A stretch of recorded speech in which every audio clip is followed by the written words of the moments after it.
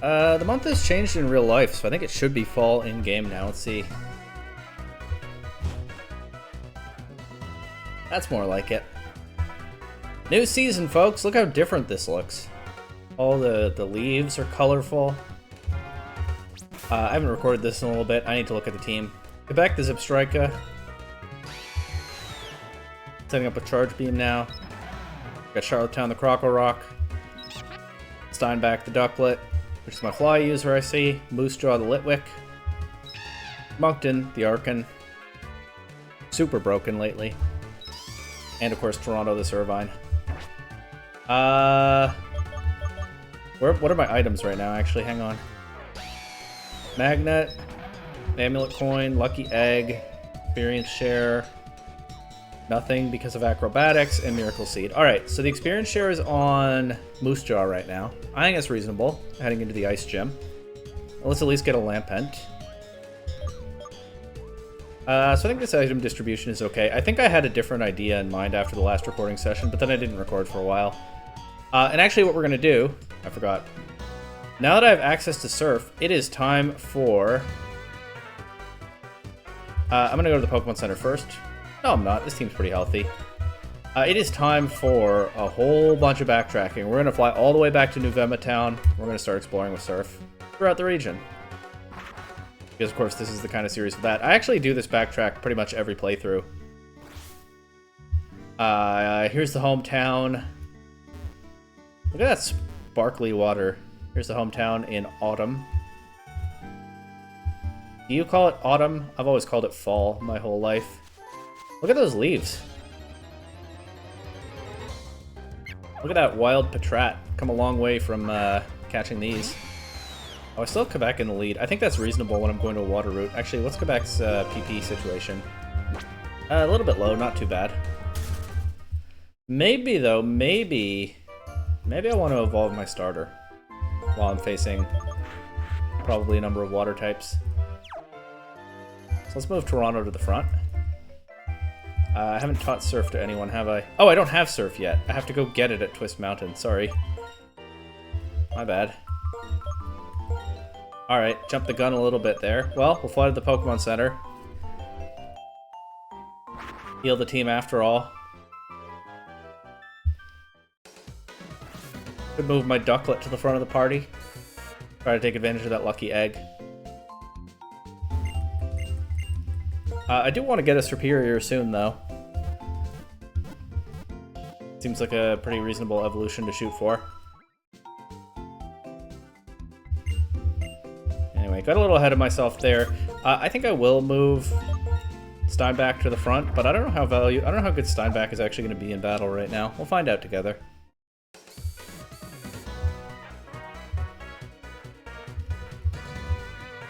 But yeah, we got to do the rest of Route 7 before I can backtrack and surf anywhere. I mean, I can backtrack all I want, but I can't surf until I've done the rest of Route 7, so I didn't go this way yet, of course. This house is where I'll find out about Tornadus in the post-game, but for now...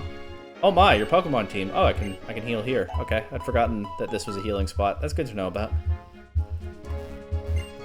I'm making a delicious soup with well-stewed vegetables. Sounds awesome.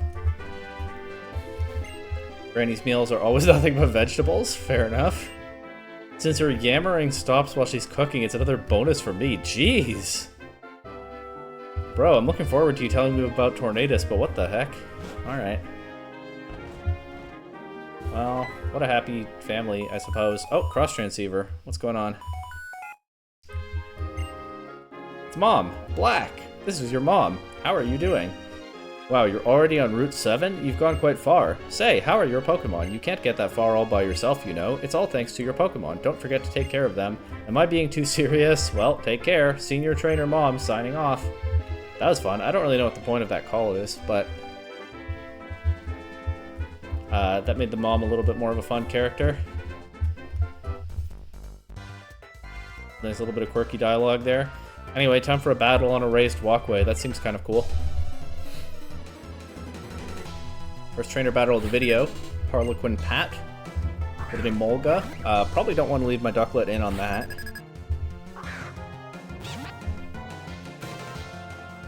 So let's go out to Charlottetown, I suppose.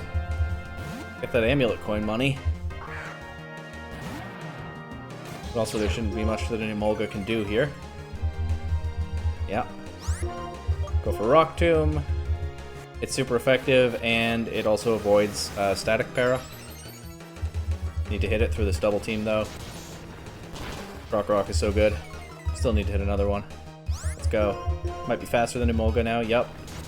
One double team, no problem.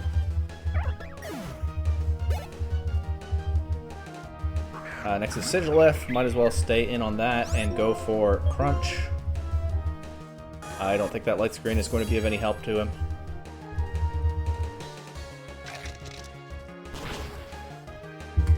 There it goes. Sigilif's still kind of a strong Pokemon for this point of the game, but you wouldn't know it by that interaction. This guy says losing is uncool, but I don't know what he expected. It's good to sway wildly on a raised walkway, is it? Kind of fun, I guess. Once I start speeding up like that, I know I'm about to fall off, so no thanks. X-Scissor. Is that useful? Servine might be able to use it, but I don't want it on Servine. Crocorock might be able to learn it. And I still have Mud Slap, so I guess I might as well. I guess X-Scissor is better than that. Gives me nice strong coverage into grass types. If Charlottetown can learn it. I've already been let down by Aerial Ace. No, actually nothing on my team can learn X-Scissor. Okay. That's fine. Feel that strongly about it. Oops, I didn't mean to jump down there. I just meant to face forward while swaying on the thing. Look at that. The guy looks stressed. Oh, I actually fell off that time again. Alright, enough goofing around. There's another raised walkway to go to. We're right over here. And another clown to battle. Let him come to me. I love raised walkways. Balancing is fun, so I often come here to play. Alright, cool story. Harlequin Ian. Also leading with an electric type, so once again, this Ducklet is just getting out of here immediately, I think.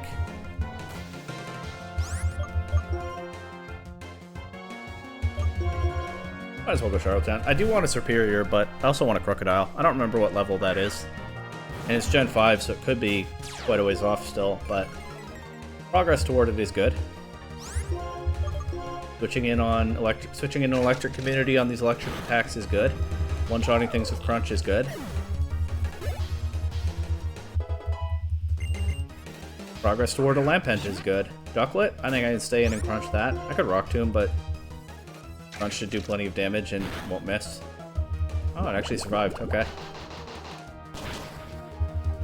Didn't do too terribly much there, though. Who's left? Tranquil. These guys use a lot of flying types, which isn't... I guess what they have in common... Emolga, Sigilif, Tynamo, Tranquil, and Ducklet. I guess what those have in common is that they're all not grounded, because Tynamo has Levitate. So I guess that's the theme for these trainers. Pokemon that fly or levitate. Makes sense. I did quite a bit there with that crit. I guess I could have kept using Crunch, but oh well. We land our Rock Tombs, and it's GG for Tranquil.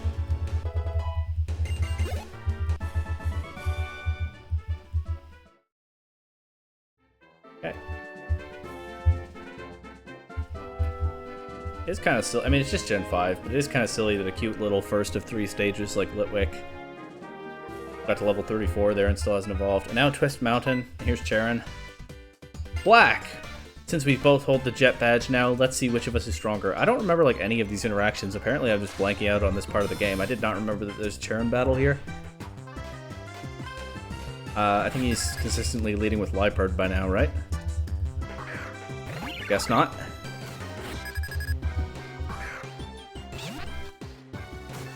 I don't trust this matchup. I'm gonna get Steinbach out of here again. Honestly, Steinbach is kind of the least important team member to train right now anyway. I could just put Moncton back in front.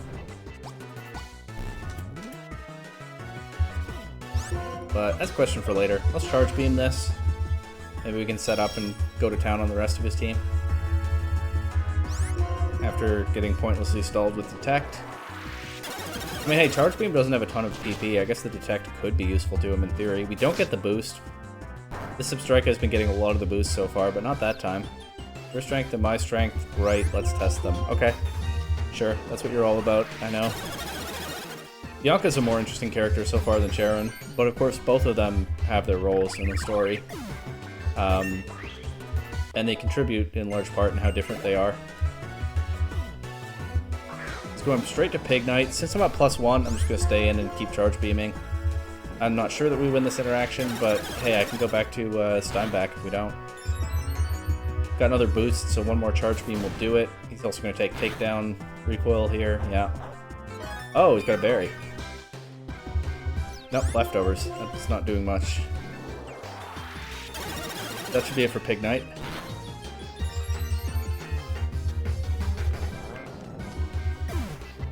Just keep stringing those boosts together. Simisage is next, so the boosts are not going to be super helpful into this. I'm going to go Flame Charge, though. It obviously doesn't benefit from the special attack boost, but Charge Beam is resisted here. It might be worth it anyway at +3. Especially since this is looking like it just misses a 2-hit KO. Not that I get a second hit anyway, okay? But I can go, of course, to Moncton here and just delete this from existence with Acrobatics. That's right, we're back to that. Oh, it's faster. I guess that was foreseeable. This is defeatist nerfed Acrobatics. It still KOs.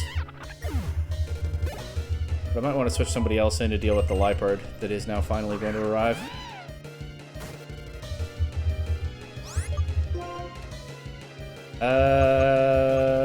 My best Liepard answers are kind of low. Let's just go Toronto.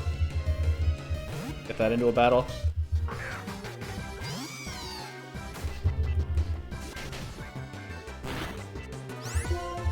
And try to Leaf Blade through this.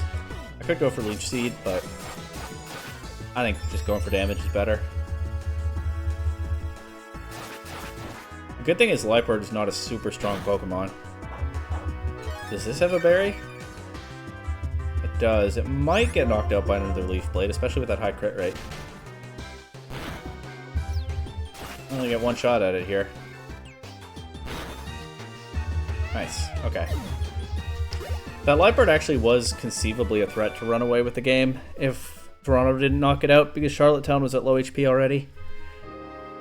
Anyway, Alder says that was a fine battle. That actually was surprisingly close for a Charon battle this far into the game. I'm happy to see you are both growing as trainers. There he is.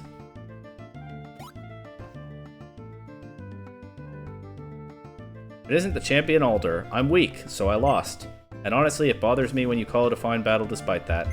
Poor Charon. Oh, honestly, Charon. Just accept the compliment without the singing remark. I've asked you this before, but what do you plan to do after becoming strong? If I get strong and become a champion, that will be the reason for my existence. I want to prove that I'm really living. You remind me of Marshall. We'll meet Marshall later, of course. Of course, having something you want to become is important, but what is even more important is what you do with your newfound power. Anyway, take this. Alright. Here, you too. And there's Surf. If you use the move Surf, you can travel over water. I shall see you again, young trainers. Don't forget about the needs of the Pokemon at your side. Alright, let's see what insight Charon has gotten from this Elder interaction. What do I do with my power? I don't know that answer yet. First, I want to become a strong trainer so everyone will acknowledge that power. Black, next time I will win. It's interesting, he's chasing an ideal, but he's coming to understand that he doesn't really understand what it is. And he's very rigid in his way of thinking, right? He's a little bit... And also wants to be a very strong trainer, but he has a goal for it. It's just that goal is misguided. Charon doesn't really have a goal, and he's figuring that out now, but... He's also very rigid and sort of black and white in his thinking. I lost because I am weak. I want to be strong, which means that I don't lose.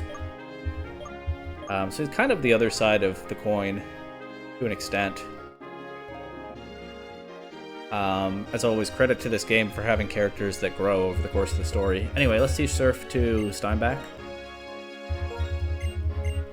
It is very convenient that I have this Ducklet. It's pretty much guaranteed under Nuzlocke rules. I mean, you have to actually catch it, but I think it's the only encounter on the Driftvale drawbridge. And it gets Fly and Surf. and stab on both. I might as well just delete Bubble Beam for Surf. I think that's fine. Makes it less spammable in double battles, but not too worried about that. And I'm gonna fly straight back home and see if my mom will heal my Pokemon. That does happen in some games. I don't recall whether this is one of them. But it is now actually time to backtrack after I jumped the gun earlier.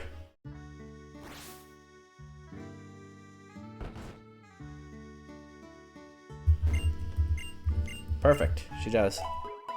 Hey, remember when you called me just now? Yeah, I'm here for a visit, like, immediately. Are you kind to your Pokemon? Pokemon work so hard to help you out. You're normally very kind to your Pokemon, aren't you?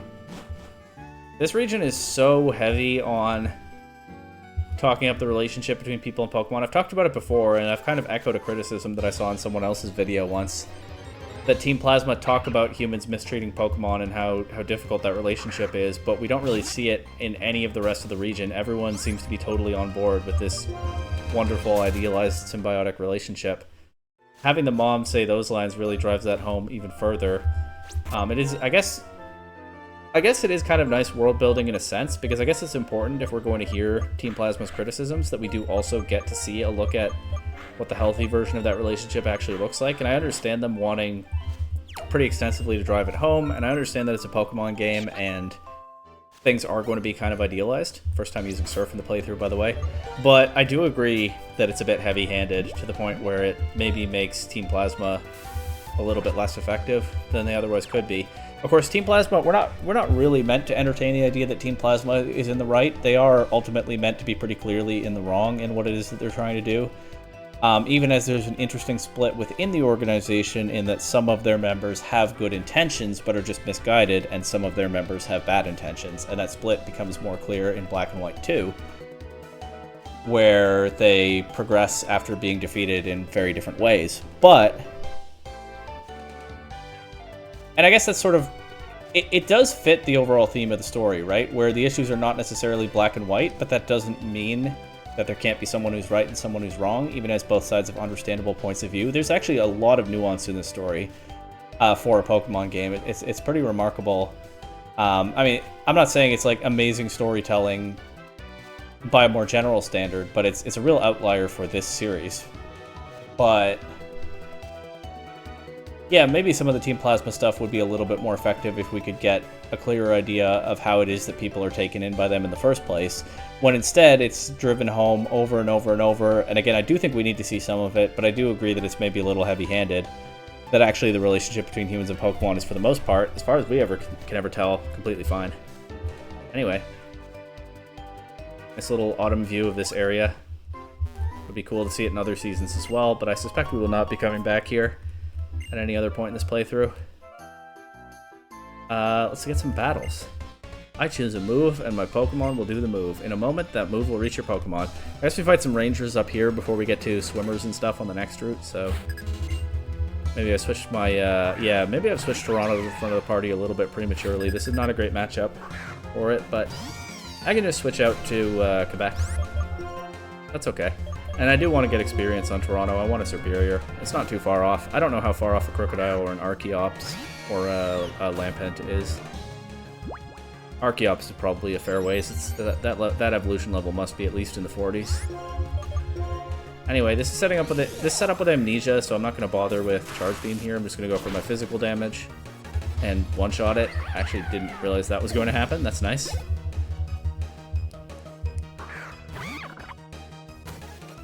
I'll just Spark this too. It's her last Pokemon, so again, I don't see a ton of value in setting up. Although, that's not looking like a 2-hit KO, so setting up might have been the move after all. Oh well. Actually could have gone Stomp there for the flinch chance. But that's another oh well, I suppose. Quebec still gets through this one. We'll close it out with Stomp.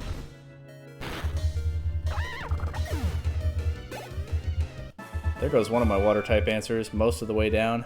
Probably can't switch it in on anything after this until I heal it. This berry may connect you and your Pokemon. It's Person Berry. Maybe it will. Probably not. From today to tomorrow, people, Pokemon in the world, I love this connected feeling. Hey, there we go. There are the themes of the game being shoved in my face again. I don't want to talk it up as a huge problem or something, but I actually didn't know that you could find Scraggy down here. I thought that was only in the desert. I think I am still on Route 1, right?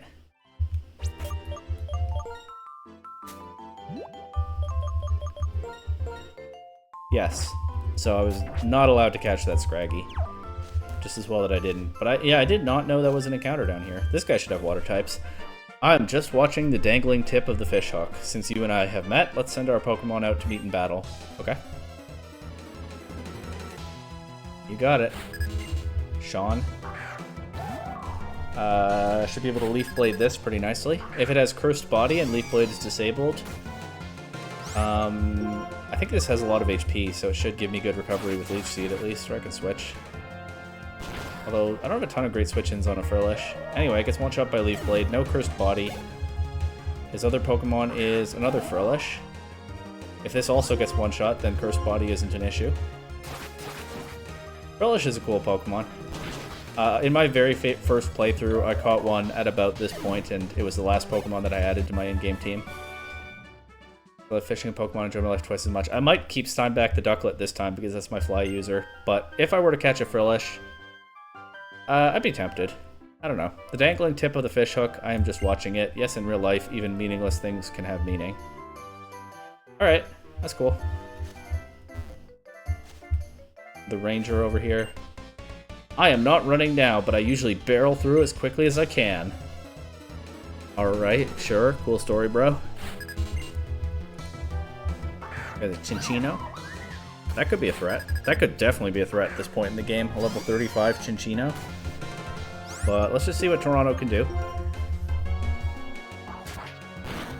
Does this plausibly have Skill Link, or is that its hidden ability? I don't remember. But we now know that this one doesn't have it, because that only hit 3 times. We one-shot it with a Leaf Blade crit. You'll love to see it. There's that boosted crit rate in action. Level 33. Moose Dog is level 36. I don't know what level it evolves into Lampent, but I think I just keep the experience share on it until at least then. And I'm actually a little bit afraid of this Substrika. I'm going to switch out to Charlottetown. Oh, Pursuit. Should have known. Doesn't KO, though.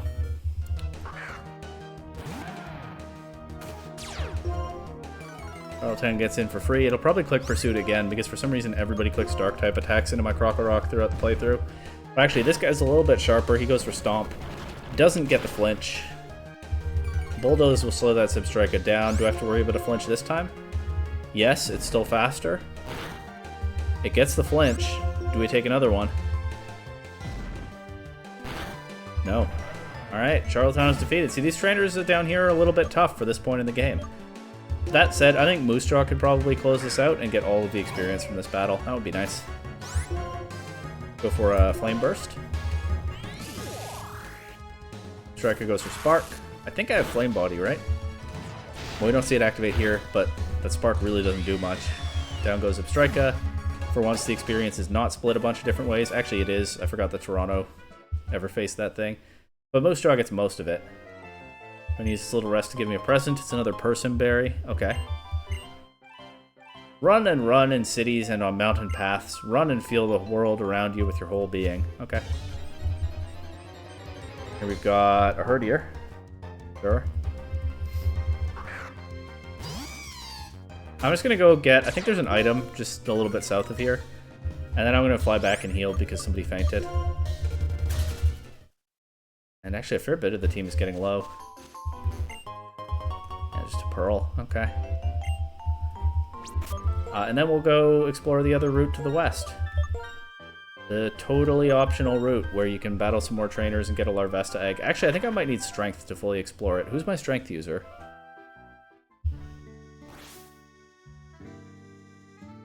And whom would I leave behind for strength? I could teach strength to, I think Charlottetown could probably learn it, but I don't think I want to do that. Have I taught strength to anyone yet? Let's go to Accumulatown and check the PC.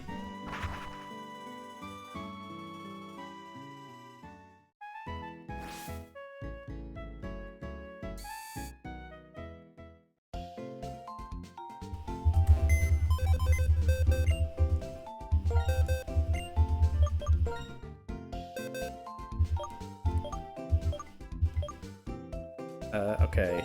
Montreal the Boldor knows it. Makes sense. Whom do I leave behind? Let's leave... Oops. Let's leave Moncton behind. I'm sure Moncton can get all caught up on any missed training a little later. And yeah, I think I need strength to get all the way through the next route.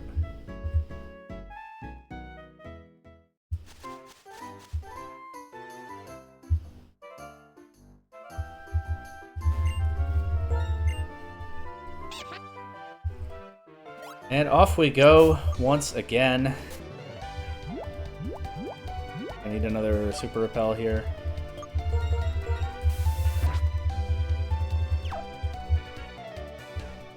Although it's not working in the dark grass down there, but it should work.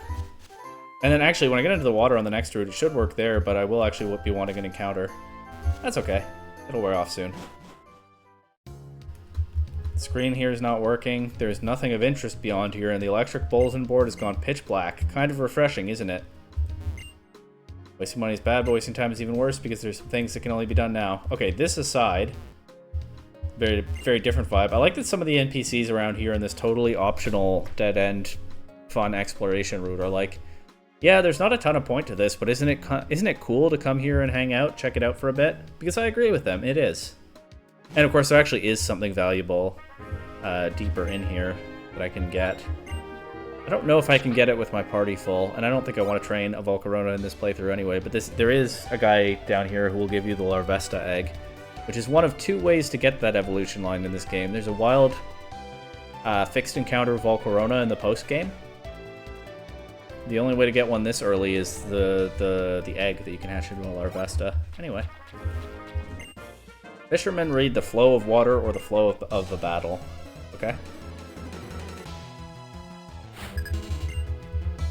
There's also, of course, a little bit of flavor down here in the P2 laboratory. But the Larvesta egg is the most interesting thing. But otherwise, it's just a fun little optional area to explore. And all those NPCs are right. That is kind of neat. They just turned my Servine into a water type. Can't imagine what they're cooking with that. But this Basculin actually takes a Leaf Blade after doing that. But to what end? This is still resisted. Just like it was before. Second Leaf Blade gets the KO. Could have gone for Slam. Didn't want to miss, but probably should have gone for Slam to conserve PP. And now he has another Basculin. This one's going for Crunch. Once again, the type matchup is not affected at all by the Soak, but it does survive a Leaf Blade. I'm going to go for another Leaf Blade. These things are doing some real damage. I don't want to miss a Slam. See? Toronto's already low.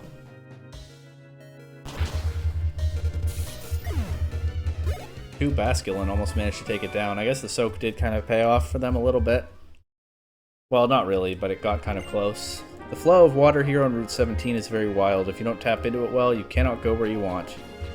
Kind of a weird way to say that, but he is, of course, talking about those currents that will send me one way only. Toxic. Don't think I have a use for that. That's cool, TM. That will send me one way only, like this one right here. Nothing new to the series by this point, of course.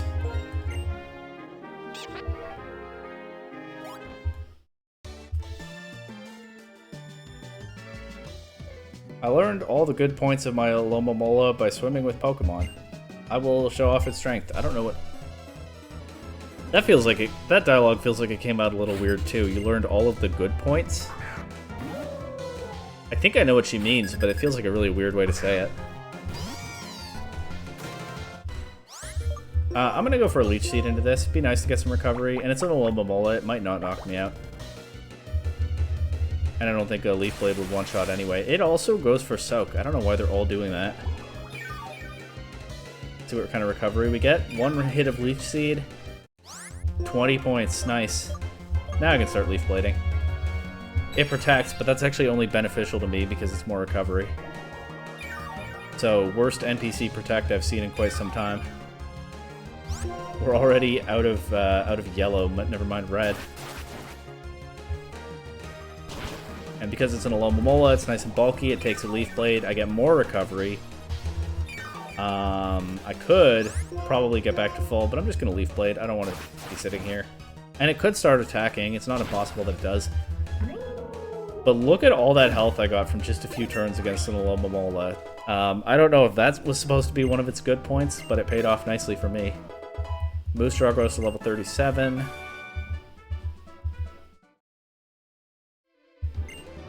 I'm a girl with everything. Well, everything but a place to... Okay. Not the first time they've used that gag. Repel wears off and you get an encounter.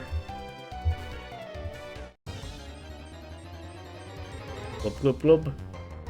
It is a Frillish.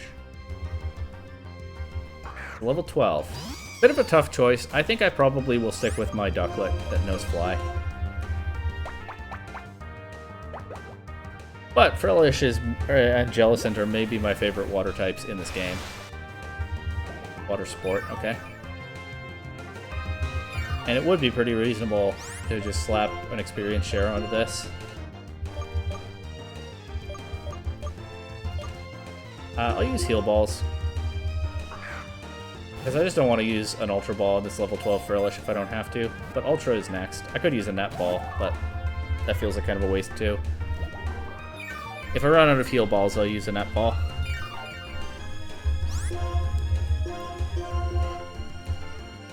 I could have just used a Quick Ball turn 1, but I forgot I had those. And maybe it's, again, not the best use of them. Almost certainly not. Actually, sorry, I just minimized the window. Actually, if I want, I can encounter a Legendary in this episode. It might be a little bit early for that, but I have the option, and so I might want to buy more Ultra Balls before I get there. I don't have very many right now.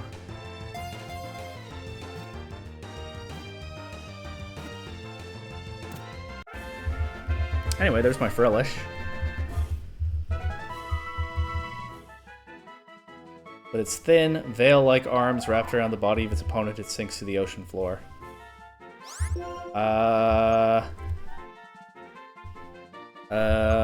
Alright, your name can be...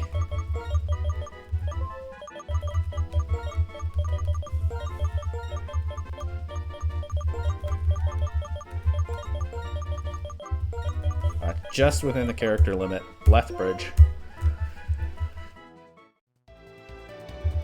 Now I can get another Repel.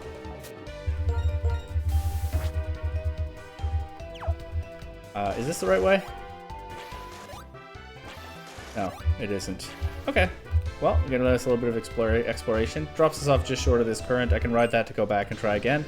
Of course, we'll battle this guy first. He's good at Backstroke, Freestyle, and Butterfly, and of course Pokemon battles. So, if anyone's going to be in the middle of all these currents, this is the guy for it. There's 4 Pokemon, starting with a Basculin. Given that he has 4, they're probably a little bit weaker than that trainer with 2, so this one probably doesn't take a Leaf Blade so well. Let's see. I'm actually starting to run... They always go for Soak immediately. They're also always faster than my Servine. Serperior is actually kind of a fast Pokemon. Maybe Servine not so much, I don't actually know. But this still drops to a Leaf Blade. We're starting to run low on Leaf Blades. I had 8 left, now 7. Assuming I one-shot all this guy's Basculin, it will be down to 4 after that. That's okay.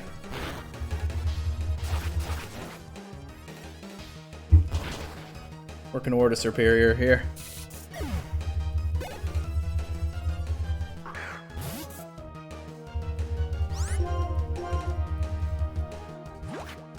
Maybe the lead Pokemon should always have the Lucky Egg. That is usually how I play this game, but I don't know. I don't really want to drop the Miracle Seed.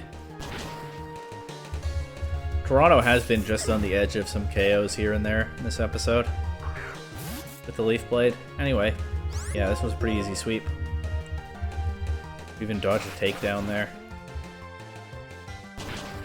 There goes Basculin. Nope. Oh, not quite. It actually survives. All right, I'm going to try to finish it off with a Slam. Actually, it would be more reliable to use Leaf Seed because I'm slower anyway, and it has higher accuracy than Slam. But Slam works out here. Get to level 35. This guy is shocked that he just lost a Pokemon battle, even though he's good at them. That's what he was saying there. I practice my swimming or shall I train my Pokemon? It's hard to decide, so I'll swim with my Pokemon. I'd say your swimming is fine, your battling is the issue right now, considering what just happened. Deep Sea Tooth, totally useless in this run. Can you even catch Clamperl in this game? It would definitely only be in the post-game. Oh, a little one-space gap there. It's definitely only be in the post-game, but I'm guessing it probably can be encountered somewhere. But even then, I wouldn't be able to trade it. I could use the Deep Sea Tooth to make my Clamperl strong, but... Well, maybe if I happen to encounter one in the post-game, I'll go for it, but I don't think that's going to happen. It's probably a fishing encounter. I don't know if I'll go for any of those. When I look down from a high place, I feel very good. Pokemon battles are the same. I will fight you looking down from the heights. I'm on the heights too, buddy. Got a Boldore. They all have Sturdy in this game, so I'll Leech Seed it first.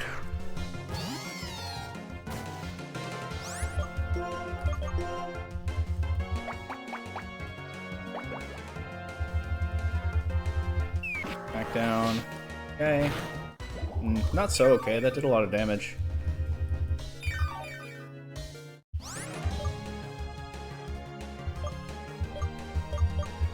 I'm thinking about switching out to Charlottetown. I'm not going to just yet. Might get knocked out by another Smackdown. Nope. Leaf Blade KOs. There's a Crustle. I think I will switch out against this. I am switching in a bug-weak Pokemon, but a Rock Resist and it has Intimidate, so it might not take much damage coming in. But I did just swap a bug weakness out to another bug weakness, and yeah, he takes advantage. Hopefully this has a dark type attack, because everyone clicks dark type attacks into my Crocorock, never mind it one-shot me with a crit. I can go Moose Jaw and Will-O-Wisp, or I can just go Quebec and try to Charge Beam through it. Let's do that first.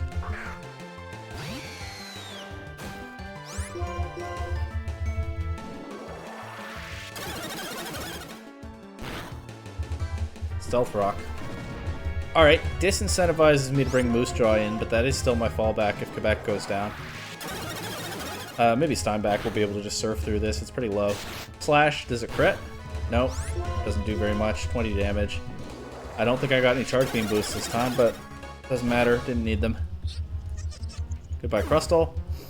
I talked about Substrika falling off later in a playthrough of this game, that has been my experience in the past, but actually Charge Beam is doing a pretty nice job of keeping this Pokemon reasonably strong. I don't remember whether I tried that before. I'm not interested in Inferno.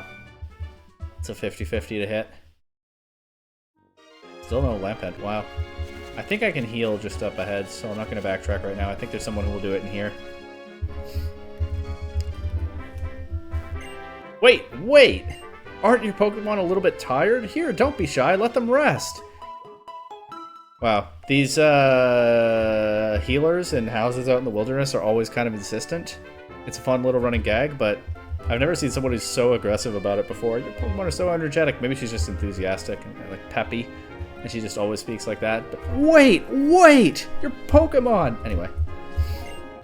Pokemon Trainer, the sparkle in your eyes, I feel your kindness toward Pokemon. I have decided I will entrust the egg I found in the Relic Castle to you. Would you like to receive this Pokemon egg and raise it? I appreciate your thought, but you cannot take the egg right now because your party is full. Okay, so I would need space in my party, but yeah, this is how you get Larvesta before the post-game. This guy gives you an egg. That's what hatches from it. Hey, check it out. I got a sweet deal for you. You know how Pokemon like to hide behind stones or rocks? Yeah? Sometimes they have cool stuff, too. If you find something cool behind a rock, you should bring it to me. I'll make it worth your while. What's up? Did you find something cool for me? Nope, nothing cool in your bag. Oh well, maybe next time. Alright, nothing shady about that guy, lurking in the corner with his sunglasses.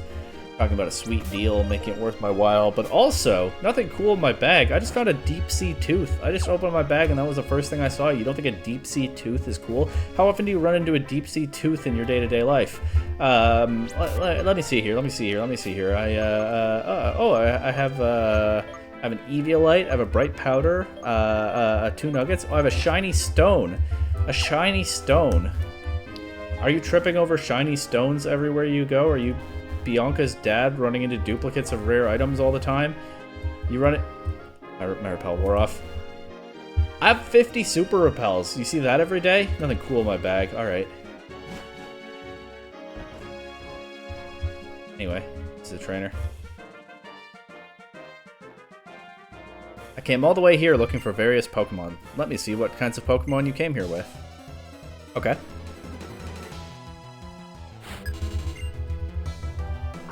Olga. We'll go straight out to my Krokorok for this.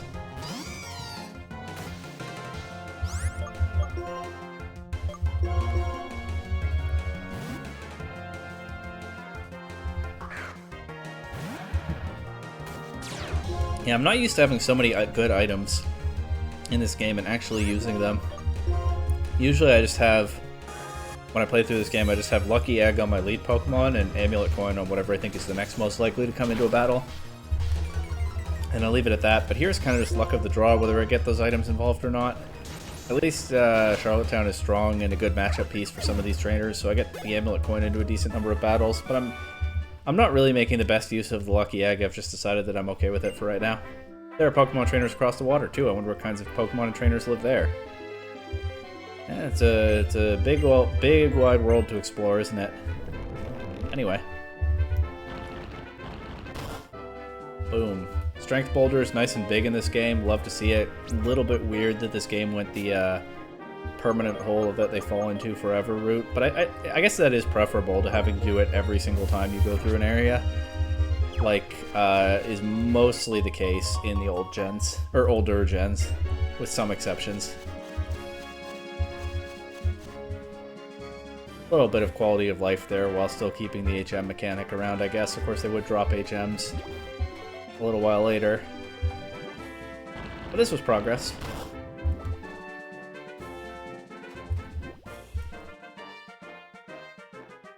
Did you come here by looking at the town map too? Maps are good. They tell you a lot of things. They sure do. This is a neat little area that you can spot if you check out the map. I'm pretty sure that's how I first noticed it all those years ago. This guy leads with a Whimsicott. Not a great matchup for Toronto. I think I'll switch to Moosejaw, actually.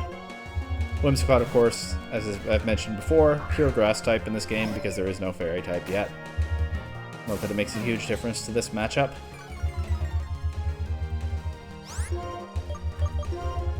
To see what a Flame Burst does. Litwick might be a little baby first stage Pokemon. It's not a baby Pokemon, but you know what I mean. But I think it still has a high special attack stat. Just not quite enough to KO there, but another Flame Burst should do the job. Whimsicott sets Tailwind. It's not useful to you here.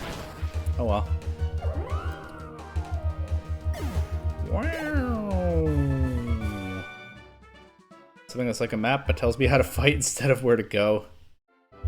Everybody here needs instructions on how to battle better, huh? Where shall I go next? I use the town map to decide. Okay. Dragon Scale, another item that's not very useful to me. I mean, if I get a Dragon type, I can... No, it's the Dragon Fang that boosts Dragon type attacks. I think the Dragon Scale is just for evolving Seadra. The item description is just Dragon type Pokemon maybe holding it. So yeah, once again, it might be possible to get a Seadra in this game, but I have no way to trade it, so I'll never get a Kingdra.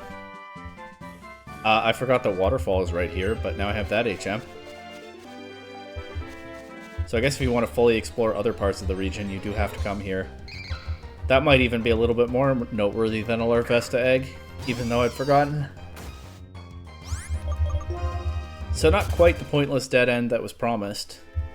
But still, nice optional area that I guess is necessary to unlock some other optional areas. Decent region design all around. Okay, I guess there was no point going there. Maybe there's a hidden item, but I'm not going to bother. On a small rise of land, you and I face each other. Yes, we're looking down from the heights while we battle. There's a hiker just over there who loves doing that. I'm guessing this guy's probably the same. Leading with a Basculin is probably going to use Soak because they seem to all be doing that. But I wouldn't bet it takes a Leaf Blade. Nope, going straight for damage this time. Okay, that's more like it. Respectable damage too. Basculin, I think I'm on the record. If not, I will be soon in a video that's not out yet, as not much of a Basculin fan. For the generic fish that appears all over the fresh water in this region. This guy just sent a Darmanitan at me, by the way. That's nuts. That is a powerful Pokemon for this point in the game. Anyway, I find Basculin kind of a boring design. It doesn't even evolve. And it's just the go-to freshwater Pokemon all over this region. But, oh my god. But, it certainly can hit hard. Not as hard as Darmanitan, though. This uses Grass Knot for some reason. So, Darmanitan, which is a very physical attack heavy. Look at how well it's taking his Hex, too. This thing is broken for this point of the game. I have no idea why it switched from Flare Blitz to Grass Knot. Maybe the game knows that Litwick can have Flash Fire, but hasn't registered that this one doesn't. Figured it out now. But yeah, this powerhouse physical attacker using Grass Knot into a Pokemon that is probably light and resists it when Flare Blitz did so incredibly much damage. Let's see if Steinbach can handle it. I'm not confident that it can after what just happened to Moose Jaw, but Darmanitan goes first, it goes for Thrash. This thing is so broken for this point in the game. Look at that. I don't think that crit mattered. Do you think that crit mattered? I don't. Oh, I can intimidate it now. See if I can knock it out with a Bulldoze. He still has another Pokemon after this, by the way. Darmanitan is ridiculous. Like, I don't know if there was ever a competitive meta where it had much of a niche, but it is so strong. It gets sheer force on that Flare Blitz because Flare Blitz has a burn chance normally. I will be teaching Coil to Toronto over Growth. We can pair that with Leech Seed to set up on some things. And then it'll boost Leaf Blade's damage. His last Pokemon is a Sinisage? A Sinister Sage? I don't have much left for this except Flame Charge. I'm just gonna sack Charlottetown. Everybody clicks Dark type attacks into the Krokorok. Still KOs. But yeah, I don't know if Darmanitan was ever good in competitive play, but monstrous attack stat, pretty reasonable speed and bulk. Sheer force, which does boost the Flare Blitz because Flare Blitz has a burn chance. It just ripped through half my team. It took out my Litwick took a my fire type Litwick barely survived a Flare Blitz. And then it messed around clicking Grass Knot for some reason, but it took the hexes just fine. So it was alright. Anyway, Quebec closes this one out, but what a menace. And I'm familiar because Darmanitan was in my first playthrough team. I feel like I made a lot of allusions to that team. Hang on. Okay, there is a certain resemblance. My first playthrough team was Serperior, Substrika, Crocodile, Darmanitan, Sigilyph, and Jellicent, so a lot of similarities here. But anyway, time for one of those similarities to get all grown up.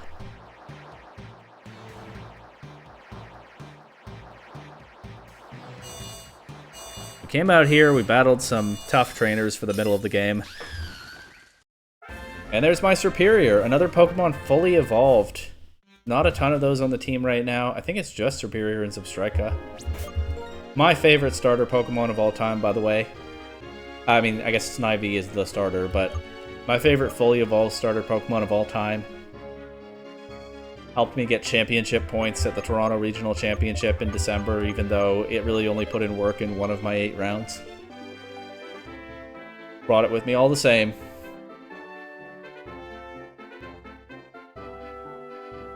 You'll have to see it. Now I'm gonna switch Steinbach back to the front so that I can get some use out of the Lucky Egg. If I'd brought Moncton, I would probably put Moncton in front and keep working on getting an Archeops, but Moncton's in the PC right now. I already have the experience share on Moose Jaw to work on getting... Wait! Aren't your Pokemon a bit tired? They sure are. Work on getting a Lampent. Could work on Crocodile. I could work on Crocodile. Then have the Amulet Coin in the lead. That actually would be pretty reasonable. Let's do Moose Jaw in front. Not Moose Jaw. Steinbach in front for now. Forgot I still had a Repel active. Some more surfing over here.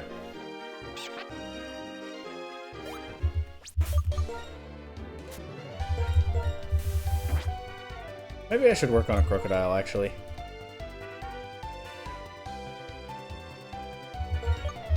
Alright, I'm good with that. Let's do that. In that case, I will do an item swap, though. I'll give the Lucky Egg to Charlottetown. And the Amulet Coin to Steinbach. at least for now.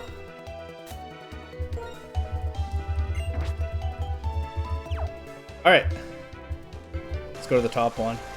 Wait, are these two different routes? I think the route just changed. Or maybe I'm at the P2 laboratory now. That's actually probably what it is. That wasn't the right way. Let's go this way. I don't know. I might need to take a look at the town map, actually. It tells me where to go. Route 17, Route 18. There are two routes here. Some researchers believe it was once contiguous with the desert resort. Huh. Well, in that case, I can still get a Route 18 encounter. Right? Because I definitely encountered my Frillish on Route 17. Anyway. I have some room to explore down here. If you ever missed this in a playthrough. Not much over here, I don't think. But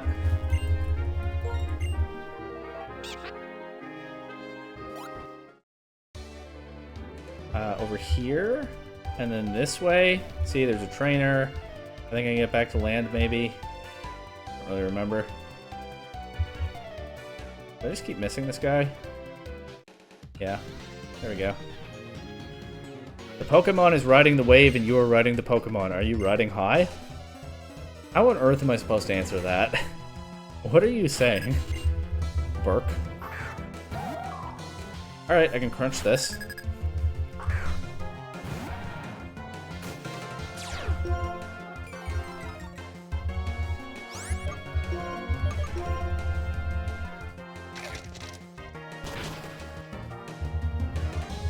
Like that.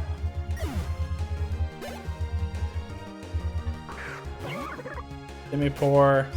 Let's swap out to my new Superior to deal with this. That Leaf Blade is going to hit harder now, of course. And faster. Unless we get Scald burned. Then it won't hit harder. No burn. Nice. Let's go. Look at that majestic, fully evolved starter Pokemon. Best in the series. But we know that already.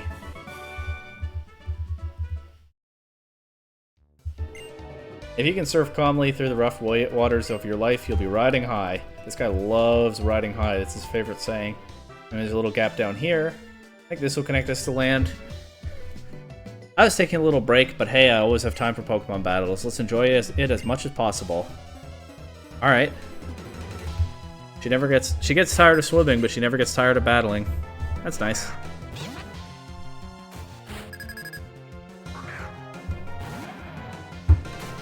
I'll just crunch this. I don't think Rock Tomb is really worth.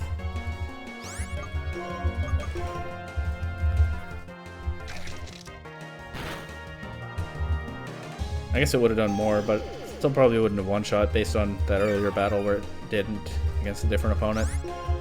With a probably similarly strong Ducklet. And also, of course, it has to hit. Anyway, goodbye to that. Moosejaw grows level 39. Will there be a Lampent here, or is the evolution level for the first evolution in this line? I know it's a stone evolution for the last stage, but even still, is the level in the 40s. Let's crunch through this Frillish and then find out.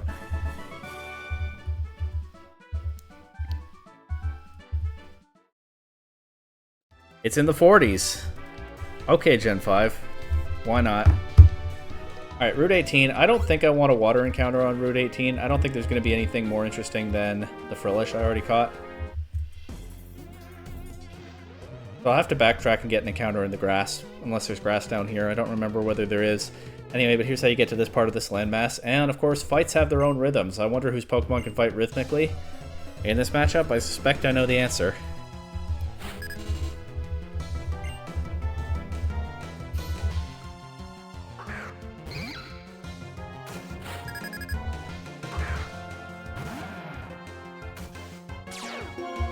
Scraggy. I'm down to switch out.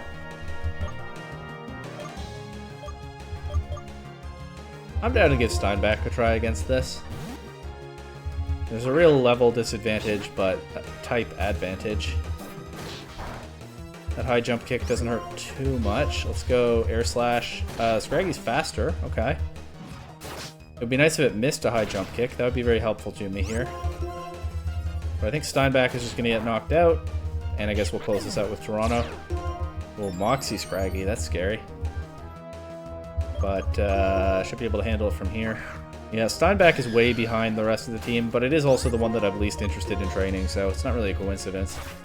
Hopefully we'll get there eventually, but I'm also not 100% sure. I mean, Steinbach is really useful because surf and fly, but I'm not 100% sure that I'll want a Swanna on the final team. We'll see. Anyway, Scraggy's gone. Don't have to worry about that Moxie boost. Should be able to take care of this Girder pretty easily now that my starter is fully evolved. Bulk up, so it might take another Leaf Blade now, but there is always that boosted crit, right?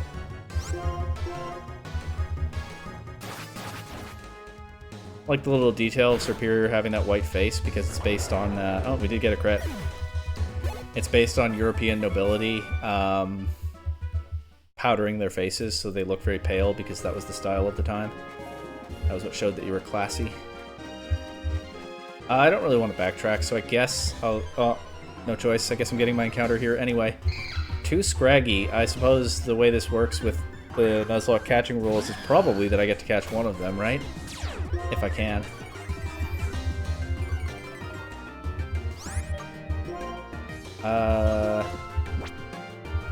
Bulldoze also affects my Superior. What I'm going to do is try to knock out one Scraggy with Superior and Mud Slap the other one to lower its accuracy with Krokorok. Okay, just missed the KO. Actually might have KO'd with that Mud Slap crit into the other Scraggy. That's okay.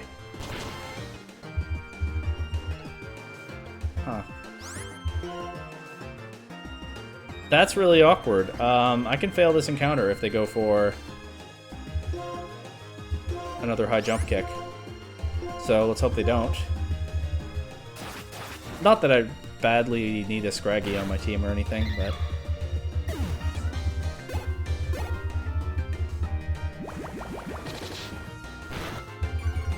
Just Mud Slap because I didn't have much else to do there. They went for high jump kick, but they connected.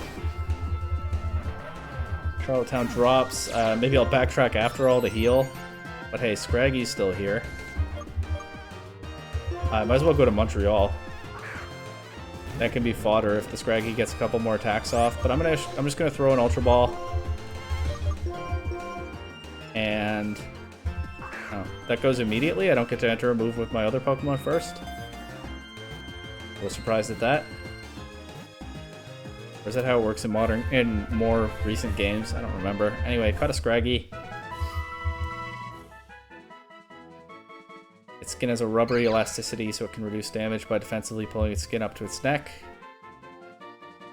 I'm gonna name it.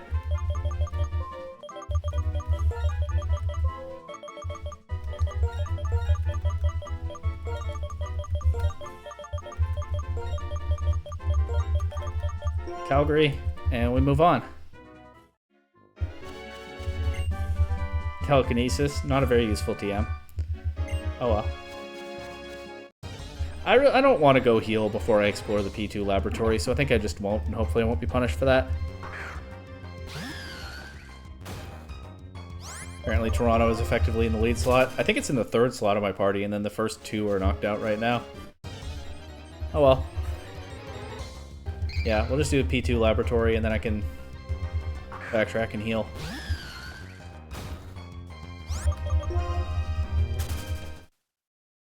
Assuming I don't run into another Darmanitan that sweeps through my whole team or something. That last Darmanitan only swept through half my team, but the thing is, I only have about half my team available right now anyway. So I could lose to a Darmanitan, for sure. What a menace that Pokemon is. In-game, at least. I think I don't want to get caught in the current ear, because I think it's going to send me back to the beginning. Like the beginning of the route. Which is not what I want. This one's safe, though. This just takes me right back to E2 Laboratory. There's a dubious disc. Won't be able to make use of that either. But hey, if you're playing Gen 5 when it's current and you want to evolve a bunch of Trade Evolution Pokemon, some valuable items down here. I believe this is meant to be in the lore where Genesect was revived and enhanced by Team Plasma. Not sure if there's anything here that's gonna in this game that's gonna point me to that bit of info. Is the town map? Is my location P2 Laboratory right now? Because if it is, I get another encounter. And the answer is yes. So unless I change to... Unless this grass is not at P2 Laboratory. But I think it is, because my location didn't change. Let's battle this guy. The more I fight along with my Pokemon, the happier I will be. Alright, Nathan. Nathan from me? Anyways, gotta go Boulder. I want to preserve Toronto so that I can Leech Seed a wild Pokemon, so I'm going to switch out to Moosejaw. Garbodor shouldn't really have anything for that. Moosejaw is my highest level Pokemon by a decent margin now, but I'm just trying to get a Lampent before the next gym, so we just keep funneling experience that way for now. I went for Will-O-Wisp, thinking that this might go physical attacks. If I landed the Will-O-Wisp, I also would get a boosted Hex out of it, so I still think it's worth it even though that one missed. Okay.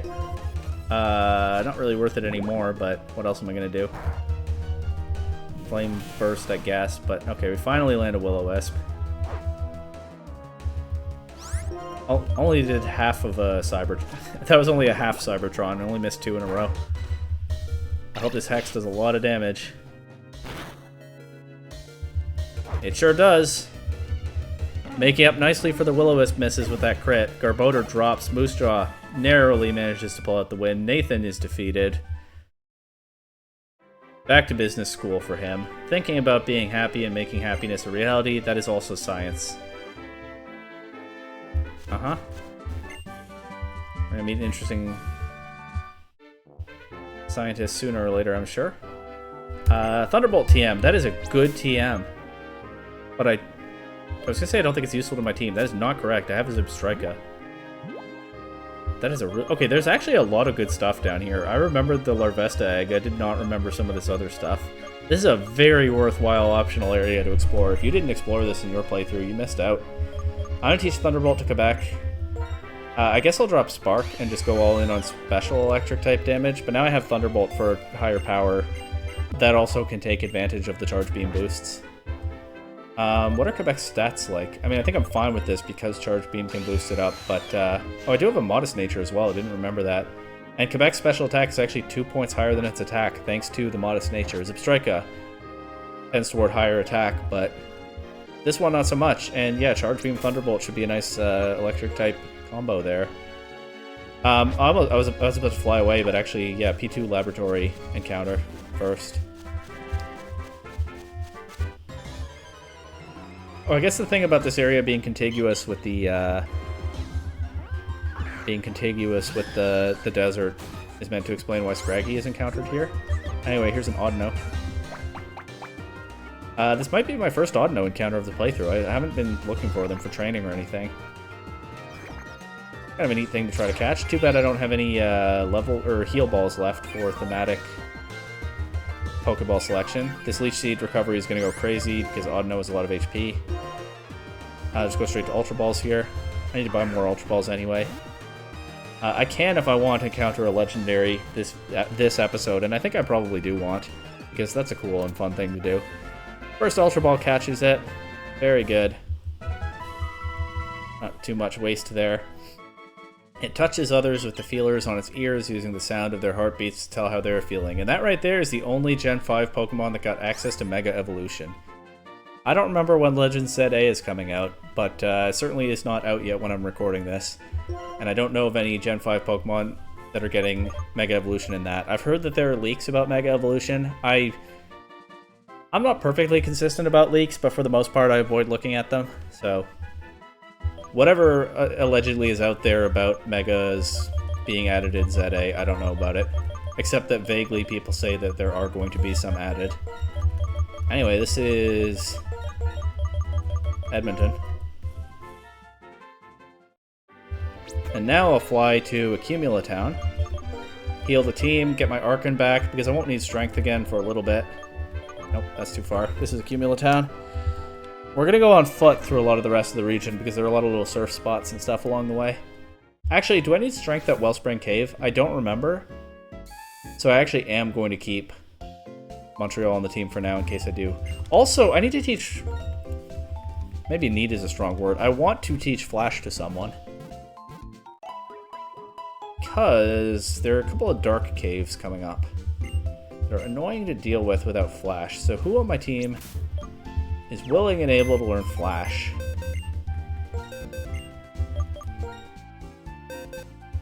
Probably this Cottony named St. John. Or, let's do Edmonton the Oddno, actually. I can probably learn Flash. We put the newest catch to use. I do have to drop somebody. It shouldn't be Steinbach because HMs. I guess I'll drop Quebec. Team is definitely not at full power right now, but this is the downside of HMs, right? This is why they got rid of them. Let me see if I actually can use Flash. Flash is actually a TM, not an HM. But still, I want it for its out-of-battle effect. Let's see if Oddno can learn it. It can. So can Litwick and Superior. Those are actually options if they have moves that I can easily bring back with TMs later, but... Actually, wait, do I have the Will-O-Wisp TM? I do. So, yeah, I'm going to do that. Sorry, Edmonton. I'm going to temporarily teach Flash to Moose Jaw over Will-O-Wisp, and that way I can keep more of the team together and not potentially actually lose to some NPCs in the next little bit. And then I can just reteach Will-O-Wisp later, after I explore Wellspring Cave and Mistralton Cave. Oh, Zipstrika can also learn Flash, but I don't want to drop Thunderbolt for that. Alright, onward.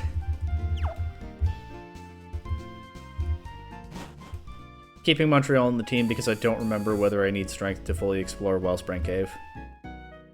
Here's Accumula Town in fall. We can see a lot of different areas in fall as we're going through here, which is kind of nice because I went through a lot of this early game stuff in spring. With the opposite end of the calendar now. Here's a strength thing immediately.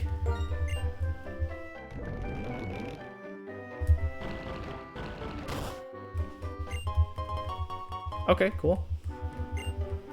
Probably never use it, but that's fine. Some people would.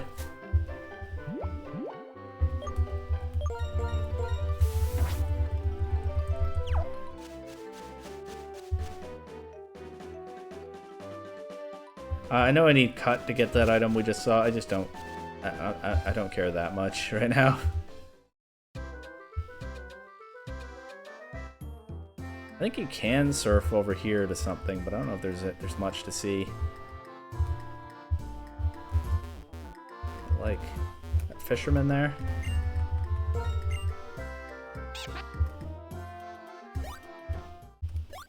Oops.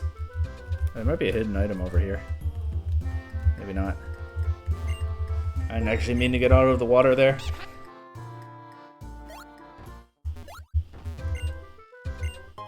Oh, he gave me a big pearl, just because he's glad that I put in the effort to come all the way over here, I guess. To live quietly and do a lot of fishing, I truly live my ideal existence. So that's interesting. Kind of feels like this guy is on this side of the water because he's kind of isolated. He gets peace and quiet. People don't come and bother him. But at the same time, he appreciates the effort of people who do still come to say hi. That's a little take on an introvert right there or something. Right? Something of an introverted person myself. I like my alone time, but I also like spending time with people. You know, just not always. I just need a certain amount of alone time to recharge, I guess, but I don't know if recharging is the exact way to put it. I don't think, like, social interaction exhausts me or anything, but I do start to get a little cranky if I don't get a decent amount of alone time here and there, but I still enjoy spending time with friends and whatnot and want a good amount of that too.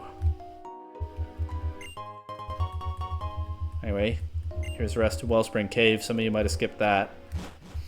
Now we go down here. It's dark. but not for long. And there are a lot of fighting type trainers in here, so I might be able to get some battles in for Moose Jaw as well. Okay, that's a dead end. Well, it's a one-way loop. And this is not the one-way. Obviously, I can surf through some more of that, and I will, but this area is also kind of a loop. Low sweep, not a bad TM. Not sure anything on my team can use it. Might as well take a look. I didn't pay attention to what TM number it is. There it is. Krokorok can learn it. I might as well drop Mud Slap finally. Fighting is not probably the best coverage type to have on a Krokorok, but better than Mud Slap. And I could probably still change that to something like Aerial Ace or X-Scissor once it's fully evolved. Anyway, yeah, I could surf around and go downward through this area, but I'm just going to go upward through this area. And it's a loop, like I said. It doesn't really matter what order I do things. But we have some fighting type trainers here.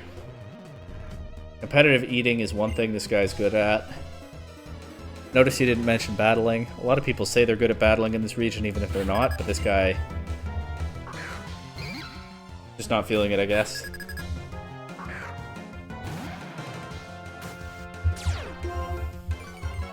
Do you think Steinbeck can beat this after it's been intimidated? I don't really want to bring Moose Jaw in on a dark type.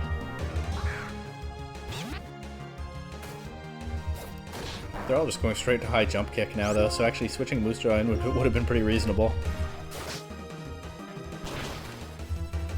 Nice air slash flinch. Looks like it's a speed tie.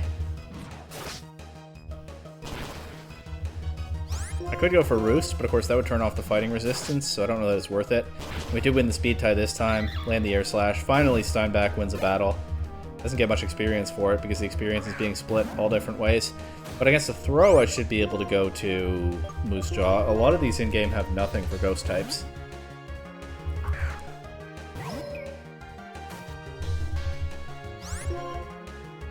I don't have Will-O-Wisp right now because I have Flash, so we'll just start attacking. And yeah, the way it's spamming bulk up, that's probably a good sign that it doesn't... And it used Body Slam first, which is of course non-stab. That's a good sign that it doesn't have anything to hit a ghost.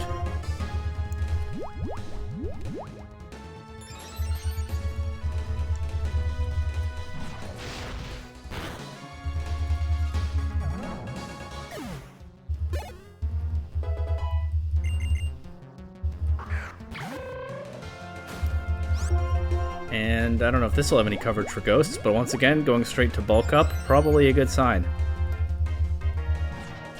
And for once, the experience will actually not be split on this team as long as Moose Jaw closes this out. That said, it is taking a lot of flame bursts to take these down. I do still have Hex after that, but yeah, PP could become an issue. Just for this specific way of beating them, of course, not that the rest of my team can't handle them.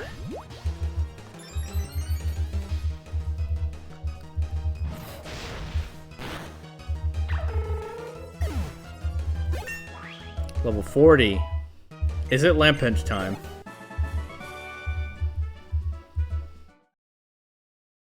Don't be silly, this is Gen 5, of course it isn't. Can't even evolve a single time by level 40, okay. Oh, trainer, do you want to learn a bitter lesson? Not especially.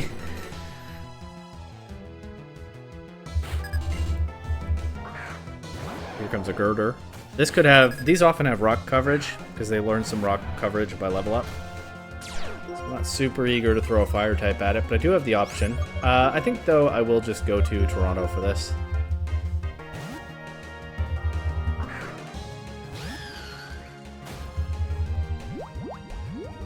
Bulk up. Not great, but maybe I can crit through it with Leaf Blade. Let's try to manifest that. If not, of course, I have special attacking Zubstrika in the back. No crit yet. It does have Rock Slide. I was expecting Rock Throw. Rock Slide is even scarier.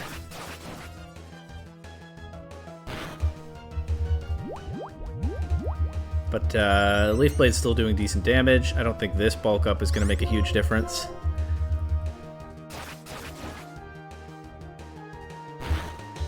Oh, it just survives, actually, thanks to that bulk up. Never did get a crit. Toronto is knocked out by a crit.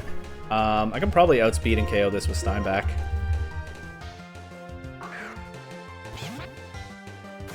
Crit went the other way there. Bit unfortunate, but it happens, of course. We can go Surf for the accuracy instead of Air Slash. The Girder is plenty low. KO is just fine. Not much experience with all that experience splitting. And should just be able to beat this with Moose Jaw like that other one.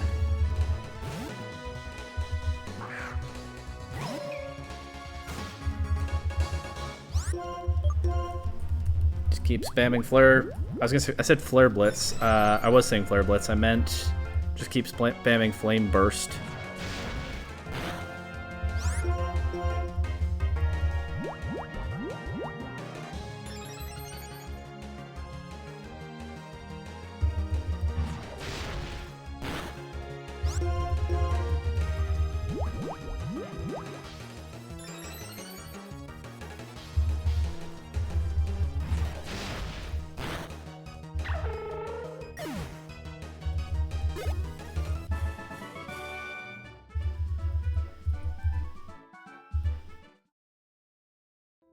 Okay, and one more fighting type trainer to deal with here. I don't know what bitter lesson I was supposed to learn there, by the way. Are you looking for Pokemon here, or are you just taking a walk? Either way, have a battle with me. Yeah, I'm just taking a walk in... Actually, that is closer to the truth than looking for a Pokemon. I kind of am just taking a walk in Wellspring Cave, actually, in the deep, dark, underground part. Kind of an odd place for a walk, but that actually kind of is what's happening. So, fair enough. I am down to sack Charlottetown to get Quebec in safely on this. And by Charlottetown, I mean Steinbach. You can tell I haven't recorded this in a little while because I'm getting my nicknames mixed up throughout the episode. But hopefully I just got the wake-up slap I needed to get my head on straight. Could flinch through this. No. But it could have happened. Steinbach didn't have to lose that one. Now I'll go Quebec. And it's time for our first Thunderbolt of the playthrough. Nice animation. Goodbye, Girder.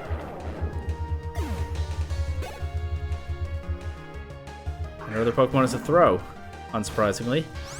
And I can probably just hard counter that with Moose Jaw and spam Flame Charge? Why do I keep saying the wrong fire move? I guess Flame Burst is not a move that I think of all that much.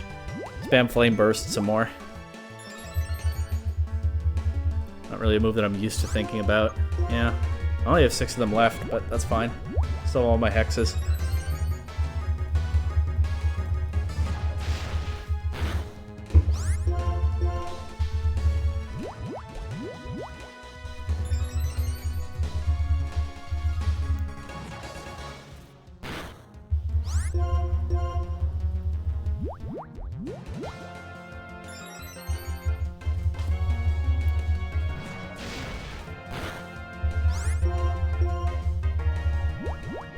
Yeah, all I can do is spam Bulk Up. It's a 4-hit KO with Flame Burst, but safest 4-hit KO you've ever seen. Ghost types are so good. My favorite type, in fact. Anyway, I'm training here to improve my weak points. I forgot to get these people's post-battle dialogues. We'll deal with it now. Going slowly is fine. If I train every single day, I will be strong someday. Still not a bitter lesson, but words of wisdom for sure. Even if you forget about this battle, I will never forget this. Okay, that's a little bit ominous.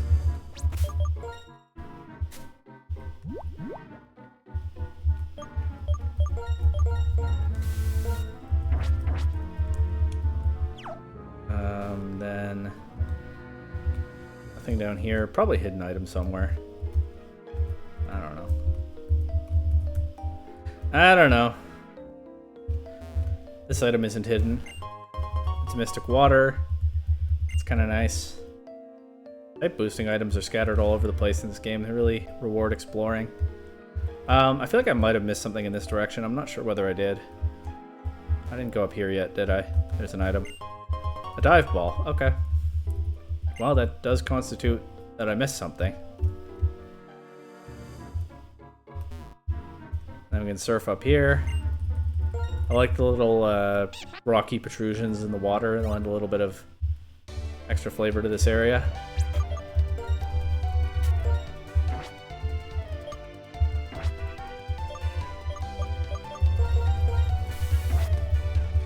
I'm gonna keep the super repels at the top of the bag for convenience. There's a max elixir that was hidden over there. Focus Blast TM, probably never using that, but that's kind of an interesting one. Probably never in this playthrough, I mean. Not never, ever. And you can see this is where I could have looped around in the first place. This will take me back toward the exit. There we go, nice little optional area to explore. Getting surf in this game unlocks a bunch.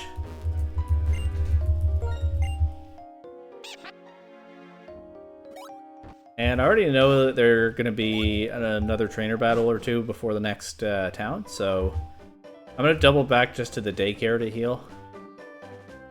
We move on. Can I get 2 legendary encounters in this episode? Can I get... I know I have to encounter Cobalion before Virizion, but can I also then do Virizion in this episode, or is there anything else that's in the way? I think there might not be anything else in the way. I know I can do 1 legendary encounter this episode. I think I might be able to do 2. We'll find out. Anyway, I can surf across here, see some stuff.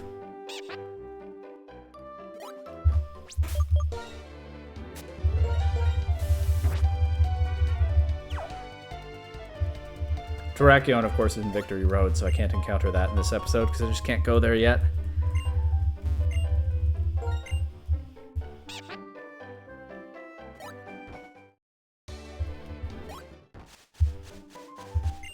Whole bunch of grass, but I definitely already got my encounter for this route. In fact, I think it's where I caught Quebec.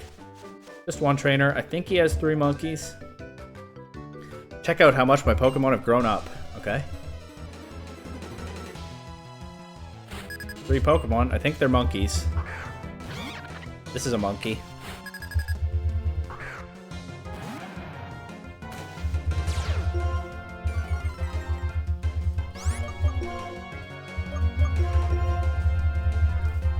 Oh, I didn't need strength in Wellspring Cave, by the way. Oh well. I do think I'll need it in the other cave.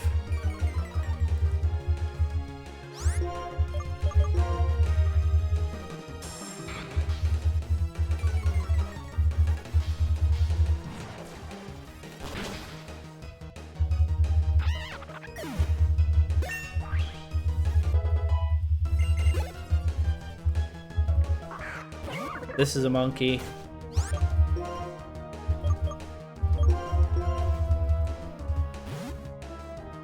Go Quebec because they're starting to run Scald now.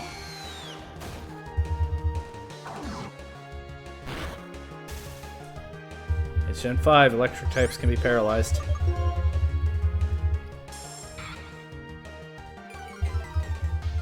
It's not Gen 6 yet.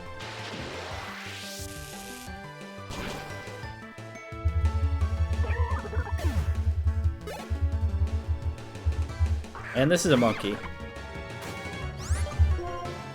I guess this guy's team being kind of boring actually made it kind of memorable to me in a way.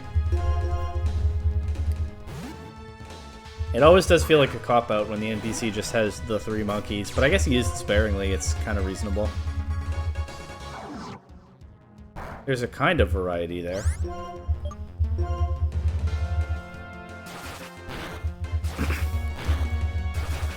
Then, of course, there are the routes where you battle 3 or 4 NPCs and they have the monkeys spread out between them. This game loved those early on. Not as common at this point, I think, this far in. But yeah, I've probably seen enough monkeys for this run, except when I battle Sharon and Bianca, but I'm sure there will be more. They do feel a little bit overused in-game. Oh well. Hey, Lampent, finally.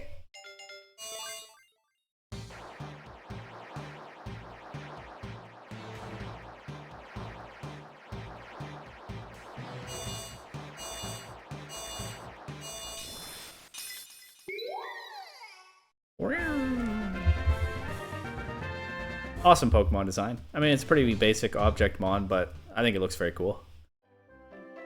You are great. This guy agrees. He thought that evolution was very cool as well. You are great. This is a present for you. He gave me a Lumberry for that.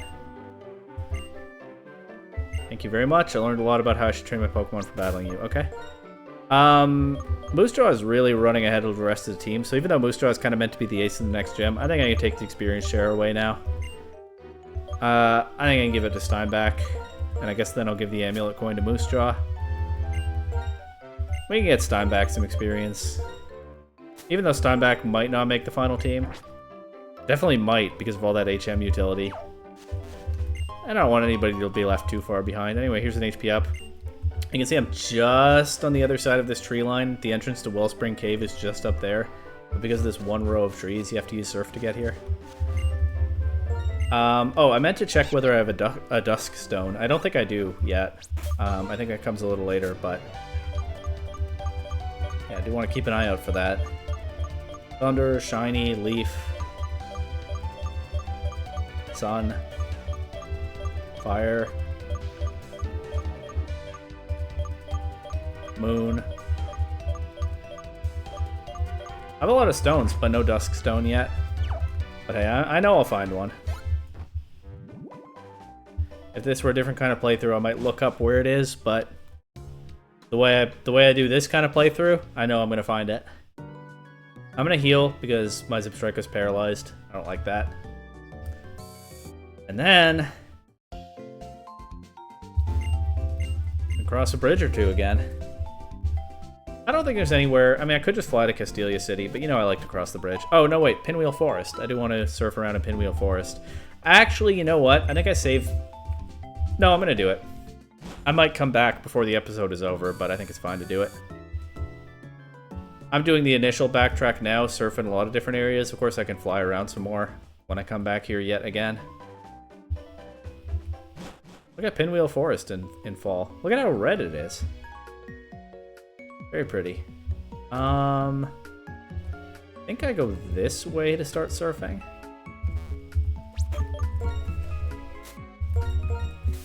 Don't think I go the other way. Could be wrong. Have I checked here yet? If I did, it was months ago. Real time. Definitely haven't been up here yet, though.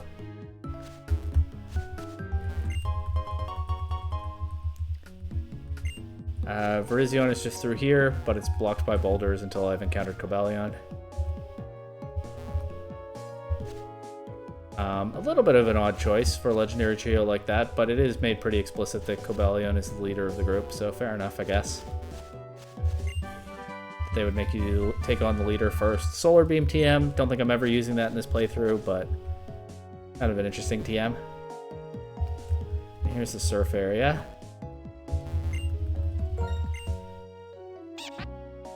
I don't have to use a repel here, but it's fine, I will.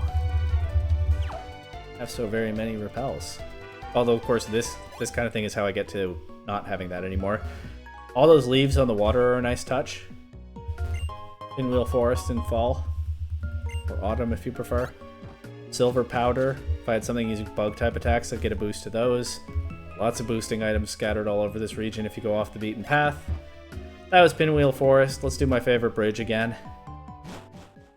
This could be the last time in the playthrough. I'm not sure there will be another occasion to do it, but maybe I'll find one.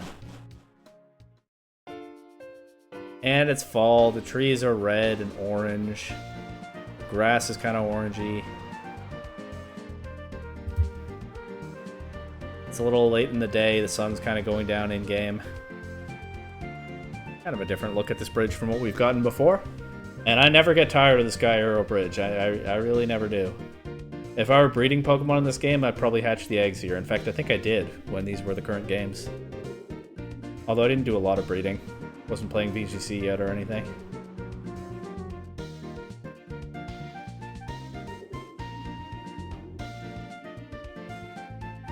And here comes the Castelia City skyline, as always. Unprecedented in the series at the time of this game's release.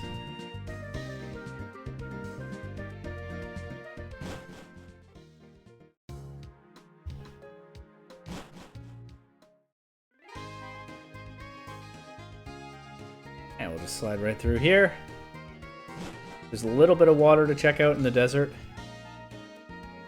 And then up to Nimbasa City. I don't think there's anything to see east of there. Actually, I think there's a waterfall in Lostlorn Forest. I don't know if I can use waterfall at a battle yet. I also don't know what can learn waterfall. That might be something to think about. Then we can do Driftveil City and Route 6 and all that.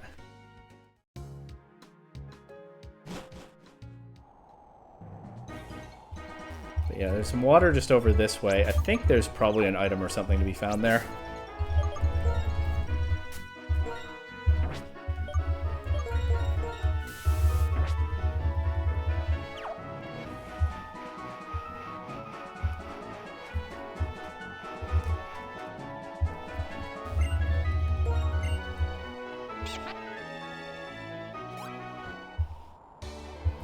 Nope, nothing. My bad. An area like that often has something, but I guess it's just for encountering Basculin or something.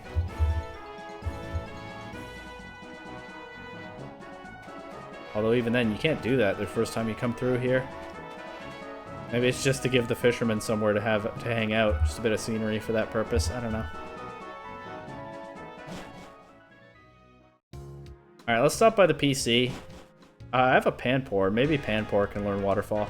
Again, I don't know whether I can use it out of battle yet.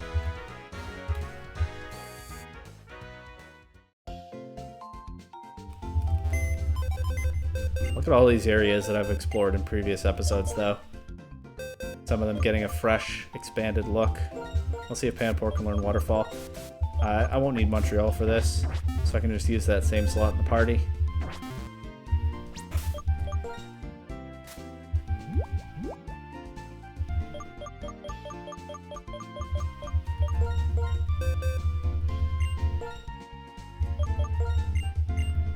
It can. I'll drop Water Gun, I guess. If I ever bring this back to my party, I can teach it Surf, and also, why would I do that? I don't think that's ever going to happen. Let me see if I select Waterfall, whether the game will tell me whether or not I can use it out of battle yet, or if it'll just say, like, you can't do that here. You can't use that here. Okay, we'll just have to test it. I think there's a waterfall in Lostlorn Forest.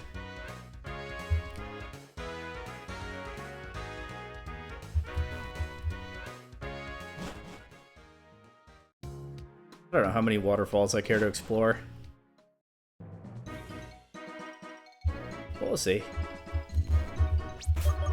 If there's one right in my path like this, I guess I might as well.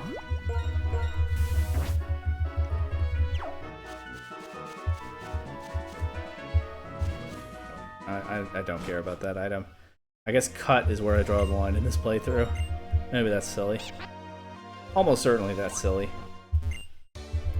I can just use Waterfall out of battle already. I don't know if it's tied to a badge in this game or what, but... To go up here. Get a rare candy. Is there anything else over here?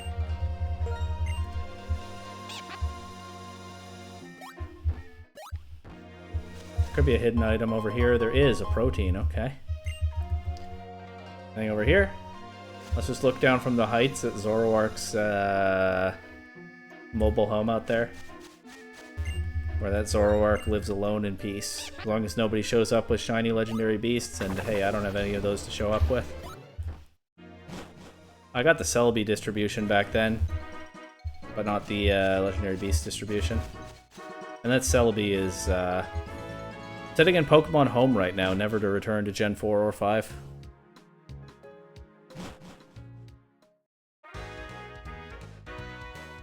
I can just move on to Driftveil City before I swap HM users again. And of course, there's a little bit of surfing to do at Driftveil City. I think I can get an item or something over there too.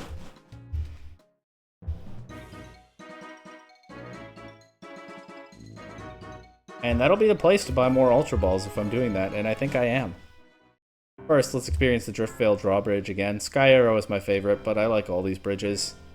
They did really well at big, spectacular bridges that I don't get tired of crossing. Even though it is, in theory, kind of long and monotonous. I just blundered into a Ducklet encounter.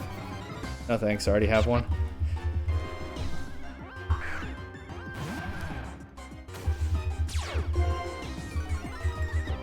That was so avoidable, but oh well. I sure do like running in a straight line on... Okay, thankfully that one wasn't another ducklet. I sure do love running in a straight line on these bridges. So here we are. Back in Driftvale City. That's an area explored not so crazy long ago. I think the water's this way. Yeah, this way. I guess Pokemon Center first. This is right here. And the water's just to the right. Okay. So let's get Montreal back. Don't need Ottawa anymore.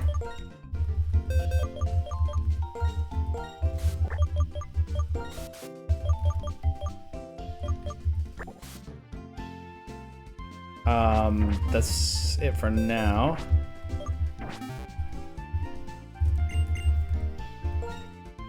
Let's buy... How many Ultra Balls can I buy? A lot. Let's just buy 40.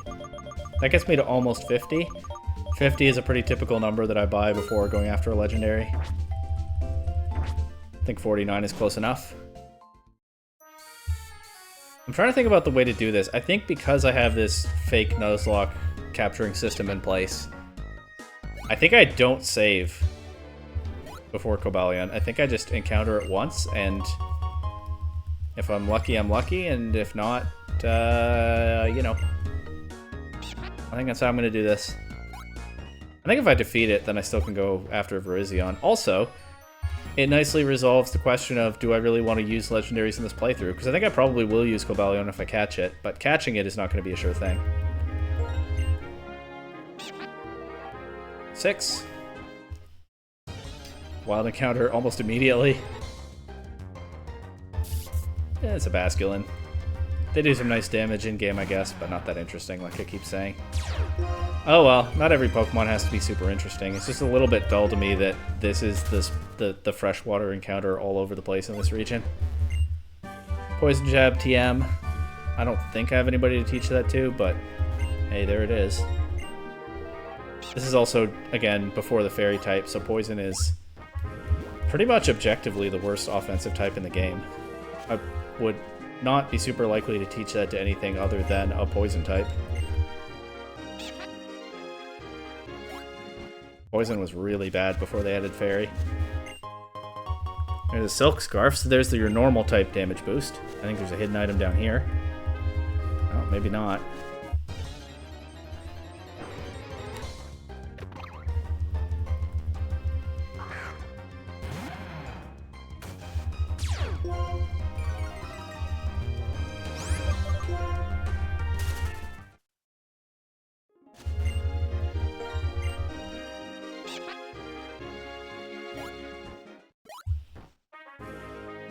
I could show another Deerling season to this guy. I kind of forgot about that.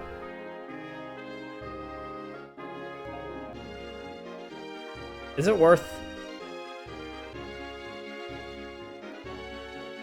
I don't know.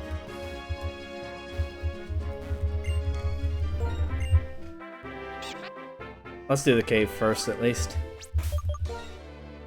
But it is another season now since I was last here. I think I'll probably do it. Let me know if I forget.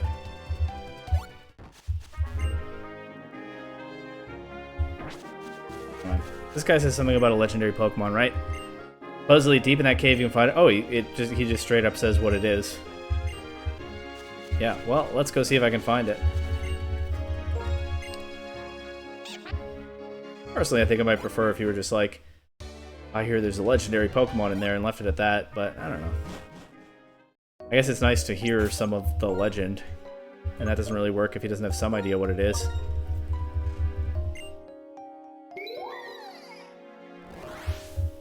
Okay, so that's an exit with strength, but obviously I can't go there yet. If I go this way, I feel like I might have missed a hidden item. No, not there at least.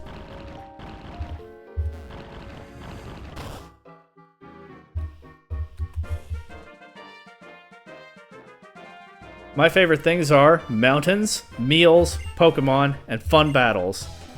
Alright, this guy knows what he likes. Love to see it. Oh, it's Hugh. Before he de-aged and became the rival in Black 2 and White 2, here he is. Or maybe there are just multiple people named Hugh in the same region. Can you imagine? Punch.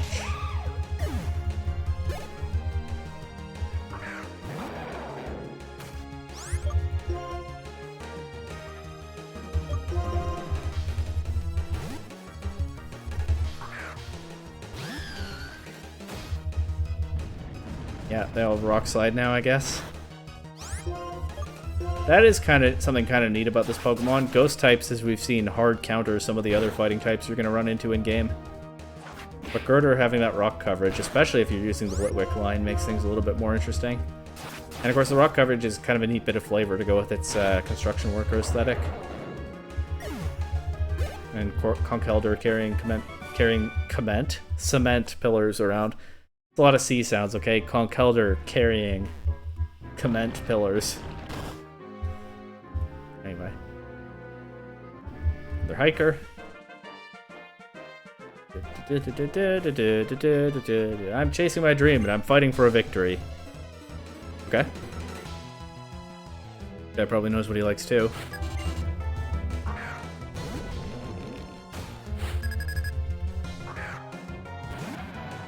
These all have sturdy, so this will guaranteed take at least 2 hits. Probably takes a bulldoze anyway. Take at least 2 hits, 2 knockout, I mean. I don't think it'll survive 2 hits.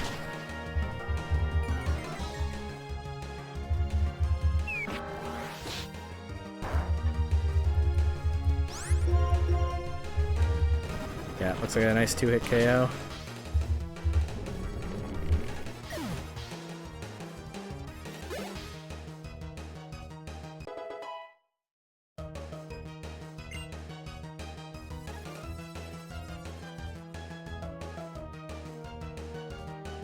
Alright, 1 sec.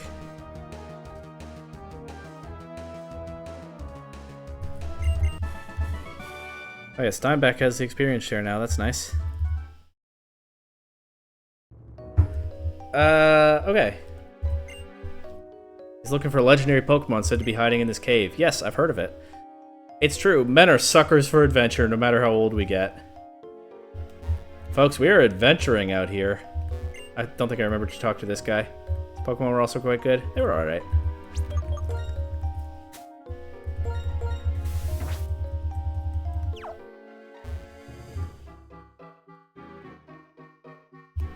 I'm a sucker for adventure, and that's why I'm here. At least when it comes to Pokemon.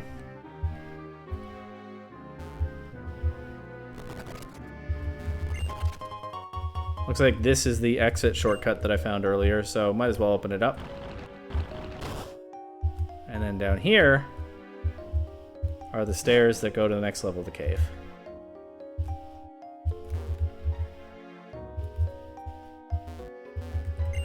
Which means I have to use strength again, of course.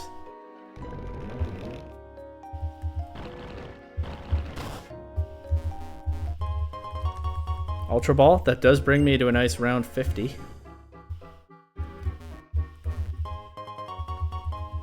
Okay, now we're starting to find some items. Oh, I don't have my regular encounter in here yet. I'm gonna worry about that later. I'm gonna keep the team healthy for Cobalion for now, but I can also catch something else in this cave. And this is where Axew is in this game, so I could get an Axew. With enough fortune. There's another type boosting item.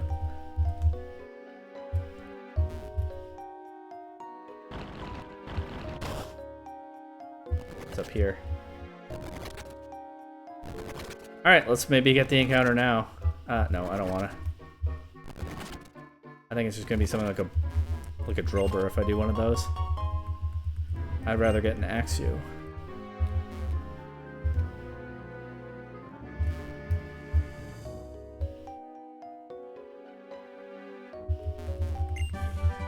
Rock Slide TM, that is a good one. I can ditch Rock Tomb on... my Crocorock, and also when I get it out of the PP? When I get it out of the PC, my Archon.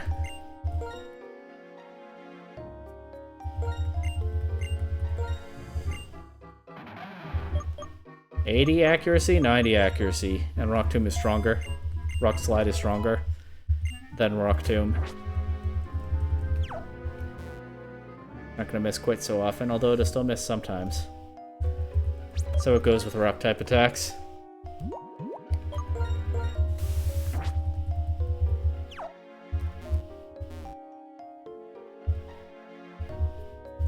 Oops, that was the wrong way. Actually, it was a shortcut back to where I did need to go, so that's fine. This will be a shortcut out. Now upstairs again, and I don't think this area is dark. No, it isn't.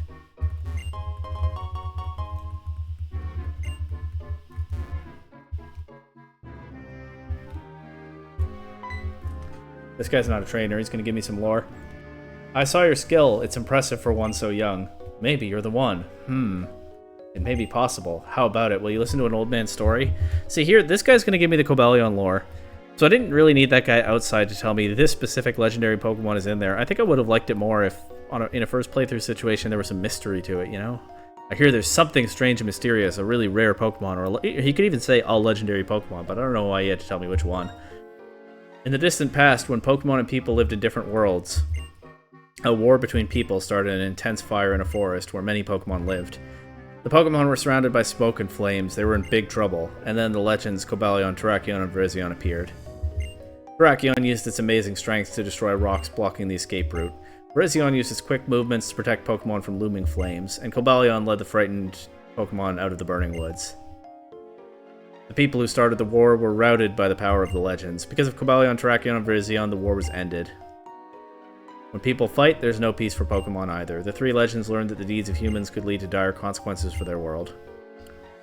They cut themselves off from the people and disappeared. No one saw much of them after that, and the three faded into myth. I've been searching for them for decades, and I finally figured out that one of them was deep in this cave. But the legendary three do not trust people. If people approach, they bare their fangs and attack. It can't be helped, because they only know the old world. They still don't know the world has become a place where people and Pokemon try to understand and help each other. You seem like you might be able to show them that people and Pokemon can trust each other and live together. If they take another look at people, I think they will stop hiding from us. I'm not really sure why that is, other than that you've seen me... Apparently this guy's been watching me from a distance. He's seen... I guess kind of like N, he's seen how nice my relationships with my Pokemon are and how well I treat them, and so he thinks that I can set a good example, I guess. I mean, it's kind of contrived, right? Having all living things appreciate and trust each other would be best. Alright. This way first. Another Ultra Ball.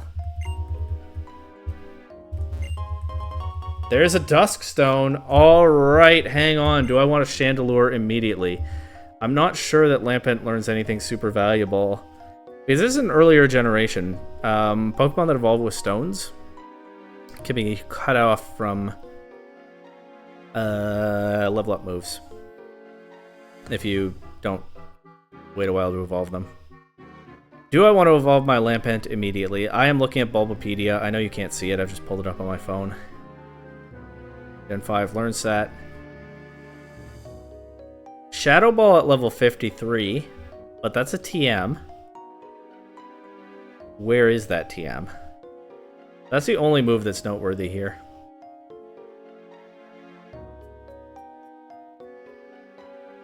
Shadow Ball TM is...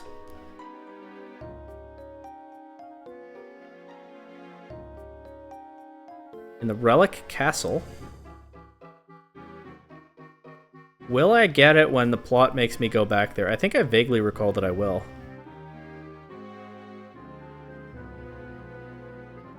Yes. Okay. I see no significant downside to evolving my Lampent immediately.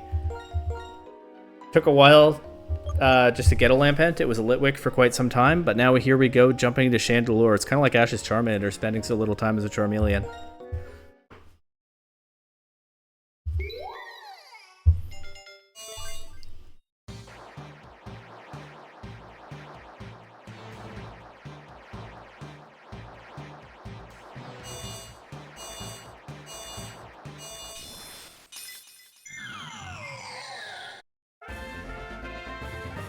Nicely designed evolution family all the way through, and that is now 3 members of this team fully evolved. That's half of a team.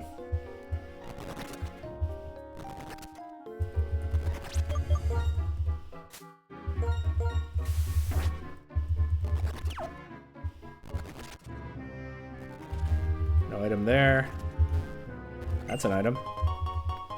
And that is a legendary Pokemon. First one of the playthrough.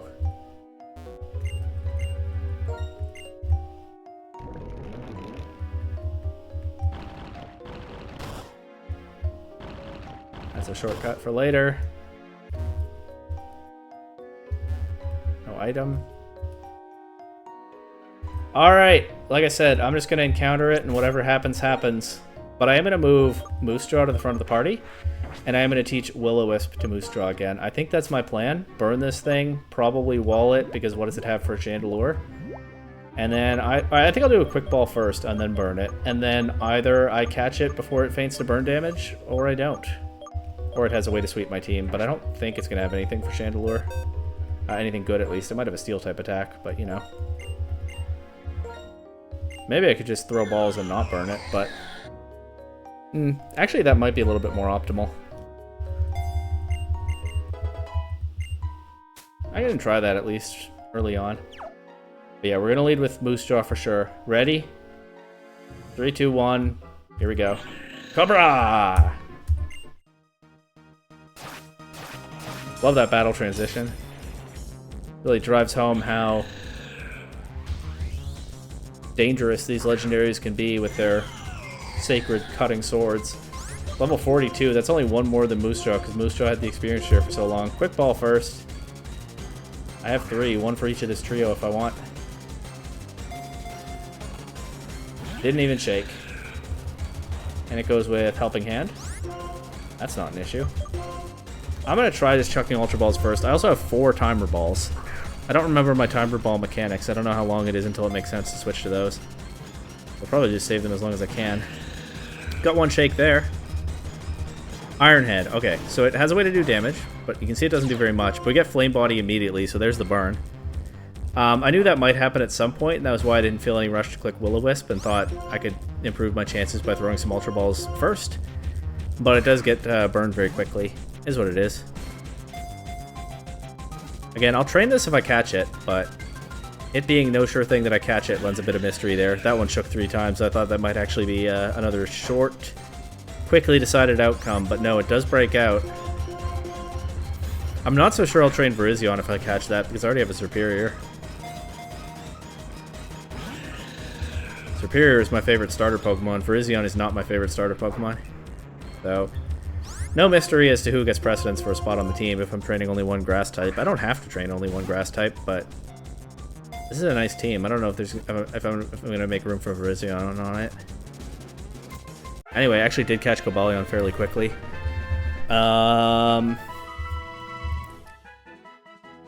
This legendary Pokemon battled against humans to protect Pokemon. Its personality is calm and disposed. There's no Iron Defense Body Press strat in this game like there was in my Reg I Cobalion video, but it should still be pretty good for the team. And if you're keeping up with the nickname theme for this series, there's probably not much mystery as to what this thing's nickname is going to be. Some of you probably guessed that if I caught it, it was going to be Red Deer, and you were correct.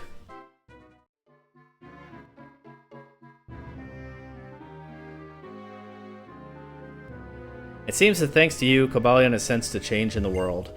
It's a world where people and Pokemon help each other and live together. I believe Cobalion wants to remain with you and travel by your side.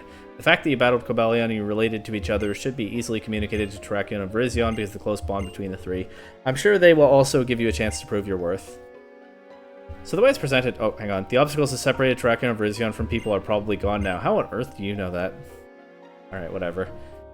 Whether you want to search for those 2 is up to you, but they're definitely waiting for you. And it's like there's a telepathic link between the 3. I think we do kind of have to infer that here. It's kind of presented as if this was just the one that we could find first. And so it's the one that gets the first challenge, and the others learn from that. But I'm going to try this without flash. Now that I've deleted flash on my Chandelure. But I also have an escape rope. I can just use that. Okay. But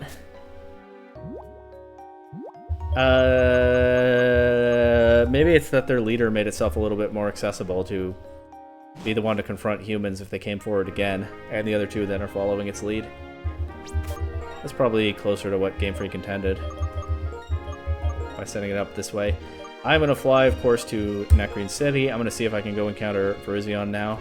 I'll go back. I'll stock back up to 50 Ultra Balls. I didn't use very many there, but you know, might as well get a little bit of insurance. I think I will just lead with. I think I will just use the exact same strat to try to catch Virizion. I have not thought through what Pokemon I'm dropping from my team for Cobalion. Maybe I actually don't want to drop anybody, but I think I probably do. But I don't know who. Maybe it's time to say goodbye to Quebec. I don't know. Electric coverage is nice to have, though. And Charge Beam really gave Quebec a second lease on life.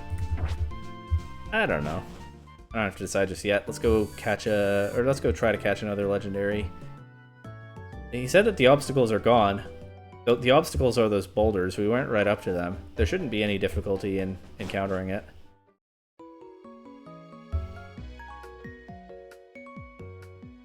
Then I could go right back to Twist Mountain, because I don't think there's any other surf stuff to explore before there.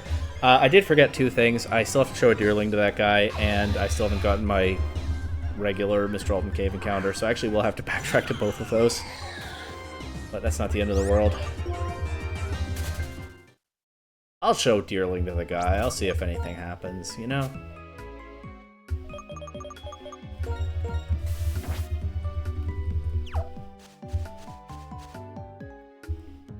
This forest is getting all dark now. A little bit eerie. The obstacles are gone. We're at Rumination Field. Here's the second legendary encounter of the playthrough. Hey, brah! And here's the battle transition again.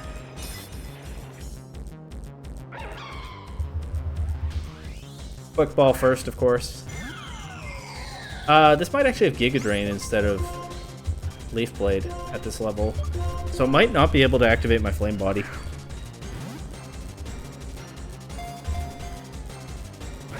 Didn't shake at all.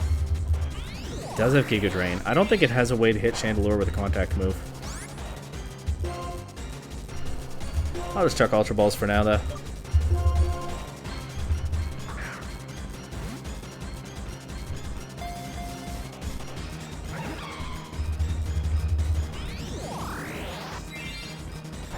That Giga Drain is actually doing reasonable damage, but of course it doesn't have a lot of PP.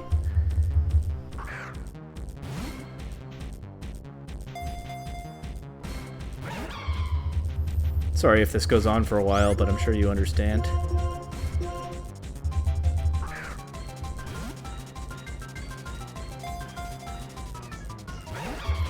Maybe I'll just do like 10 Ultra Balls this way and then I'll burn it.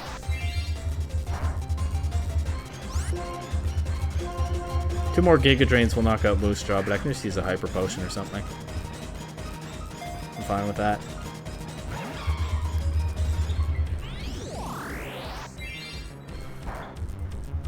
Yeah, I don't know if another one KOs, but I'm not gonna gamble on it. I have Moo Moo Milk. Bought a dozen of those at some point, didn't I? Tasty, nutritious milk. Ready to keep walling this thing.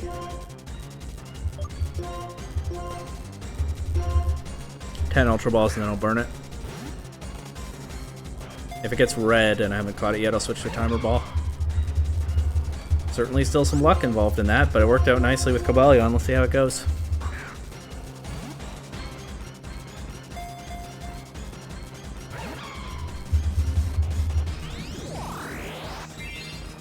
I'm also burning through its Giga Drain PP, so it won't be able to heal off the burn damage, which is, I don't know, kind of a double-edged sword. Burn damage is great until it KOs.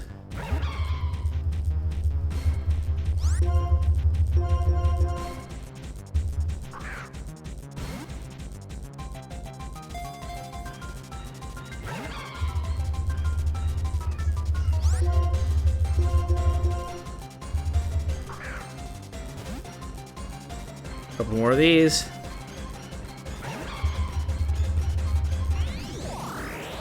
That Giga Drain might only have 5 PP, but I think this is the 6th one that's used. Maybe it's 10 or something. I don't know.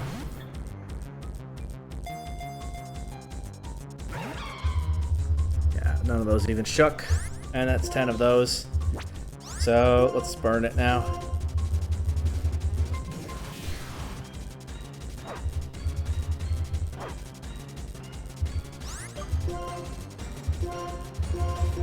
That part of how I'm approaching this is pretty arbitrary, but I mean, burn and spam Ultra Balls is a pretty reasonable strat, right? Just have to hope it works out. The Giga Drains do buy me a little more time, although I think I'm going to use another Moo Moo Milk now after that one. That didn't really buy me any time. Another one will, though.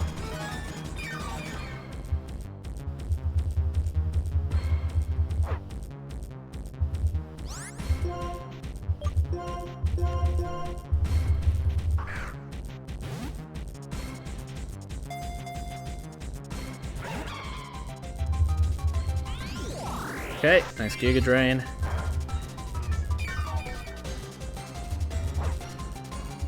Not recovering a whole lot, but better than nothing.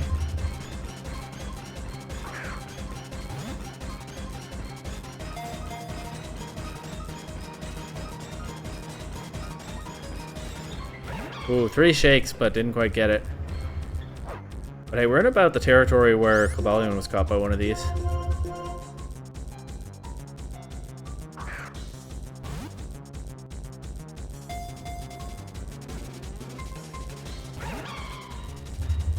Yet, huh?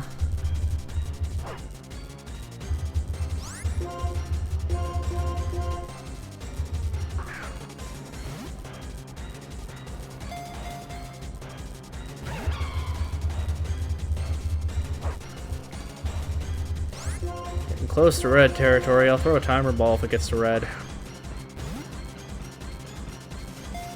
I guess splitting the legendaries, catching one and not the other, is a pretty reasonable outcome here, and I got the one that I wanted more already. Do these respawn after you beat the league? I'm guessing they probably do, because that was already more or less the standard at this point in the series. In fact, I think this might be the game that made it the standard. Maybe that was a thing in Heart Gold Soul Silver already, but... Hey, maybe I'll take another crack at this in the post-game if this doesn't work out, but it's timer ball time.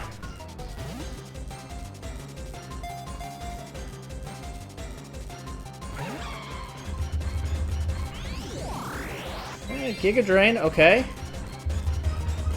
It crit. That's actually good right now, I think.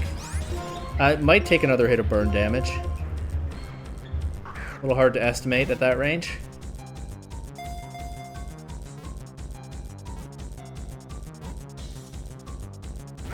Oh, almost.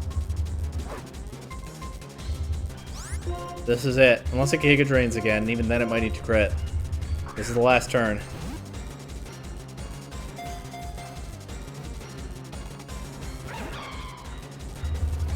Alright, 1 for 2 on legendaries. We'll take that. I gambled and I split the results. Pokemon ran away deep into the forest. Didn't manage to reconnect that one with humanity, huh? I do want to talk about these legendaries a little bit. I just figured that I should not delay the battles to do it. Do the battles first and then talk about them. Their role in the story is kind of interesting. I mean, it's the same theme, same world building as everything else, but given that we're shown so much about Pokemon and people getting along so perfectly, it is nice to get a callback to an olden days, an ancient time when that wasn't the case, when Pokemon and people were actually separated, and to see that it wasn't so wonderful. I mean, I don't think N pitches it as wonderful. I think N never says that it's a nice, happy utopia or something like that. He pitches it as a sad truth that he has to do it because he sees the current world as even worse. But I did say that, well, this is the opposite of giving Team Plasma's message more credibility, right? It's a little bit hard to properly evaluate Team Plasma's message, is what I said, in a world where we're told so much about how people and Pokemon live in harmony and it's so wonderful by, like, everyone except Team Plasma. It is nice to get a callback to what a different world already looked like when it existed in the past, and to see the sort of lingering resentment between people and Pokemon of that time. Your opinion might kind of vary on the player Pokemon being this special, wonderful trainer who's able to rebuild that connection, but I think we can infer that it was sort of always open to being rebuilt. However resentful these legendary Pokemon were, however mistrusting they were of humans, there was always some potential that things could turn around under the right circumstances. And so rebuilding that relationship is, it's a big thematic sign that the relationship between people and Pokemon can be strong and healthy, that it can flourish, even where it has failed to do so before. Again, we see that the old world was really not this wonderful thing, and that there's something better to aspire to. And the other thing is, the fire that was talked about in that story, I didn't remember this detail. I vaguely remembered that the legendaries defended Pokemon from people, and that was part of their lore. But we're told that the fire was started by fighting between people. So, even in the old world when people and Pokemon lived separately, I think we can say that they didn't properly consider each other's interests, they didn't build relationships, and so they had worse lives, were worse off for it, and also they didn't properly consider and take care of each other because they lived those separate lives. And so Pokemon almost became collateral damage in human conflict, with probably the humans not giving them a whole lot of consideration until some legendary Pokemon rolled up and broke down their castles or whatever. But we also see that conflict leads to suffering, right? And N thinks that he has to fight the world, right? Again, he doesn't think that he's doing something wonderful utopian. He thinks that he's doing a sad, grim, realistic thing that he has to do because the alternatives are even worse. He thinks that he's the lesser evil, basically. Or that what he's doing is the lesser evil. But he's going to start a fight that could cause a lot of trouble for the entire region and hurt people and Pokemon alike. Just as the Great Fire did, whatever the cause was that those people were fighting for back then, we're not really told what it was, what they were fighting about. It might have been petty, it might have not been. But even though Pokemon were separated from people, that conflict in a sort of earlier, less flourishing, less idealistic, less utopian world, even though Pokemon were not necessarily directly involved, almost caused them to be hurt along with the people regardless. A lot of the theme of this game is that you can have opposing forces fighting each other. And thinks that's the path that he's on. He's the sort of hero of destiny who's going to win this final confrontation. But a lot of the theming of this game is that even opposing forces are often better when they work together and complement each other and build something beautiful together instead of fighting. Kyogre and Groudon are a legendary duo that are known for fighting whenever they encounter each other. It's easy to sort of slip into thinking, if you don't really know the lore, that Reshiram and Zekrom are kind of the same way, since they represent, in theory, opposing forces. But it is, as I've said before in the series, very much baked into their designs that they actually don't have to oppose each other. And in fact, they work better when they're on the same side, working together towards shared goals, trying to build something better together. As I would say, that's why their fusion moves power each other up. And it's emphasized that they used to be one dragon until conflict tore them apart. And N realizes at the end, we will see that they're actually better off getting along and not being forced into this symbolic battle against each other. Obviously, it's a little bit of a simplistic moral. There is more nuance in this game than there is in most Pokemon stories, but of course, just don't fight doesn't always work in real life. Of course, I'm not denying that at all. But, I mean, I did grow up sort of thinking that fighting, it may have its place, but it's a thing to take very seriously, not a thing to do lightly. You need to be really sure that you pick the right time and right place for it, and that a lot can be resolved diplomatically and by trying to work together towards shared interests instead. And this game exists very much in that space. And so the legendary Pokemon, they saw their kind almost suffer because of a fight that didn't even involve them, that spilled over into their area. They rose up and fought back. They had an antagonistic relationship with humans. And now all these years later, by the way, even after all that antagonism, through effort and kindness, we're able to start to repair those bridges and build those connections again. And again, work towards something better. Because that Cobalion, nicknamed Red Deer, I think is going to help me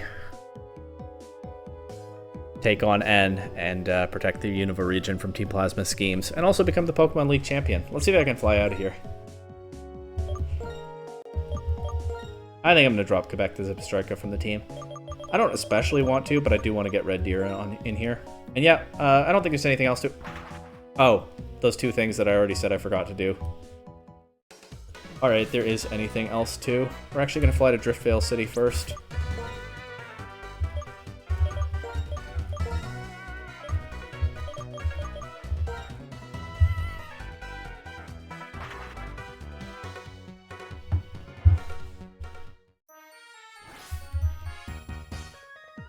Heal the team. Grab a Deerling. And then I can do both of those other errands on Route 6 before I fly back to Mistralton City and bring the proper full team back together. Actually, I don't need Montreal anymore, do I? But I can just put a Deerling in that spot. I have a Deerling somewhere.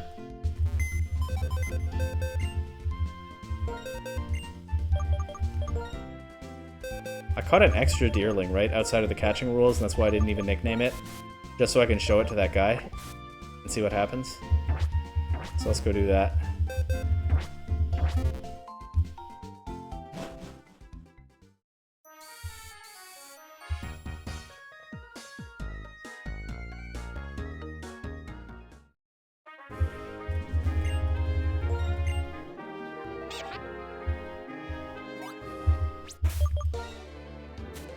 One more repel. Oh, I already have one.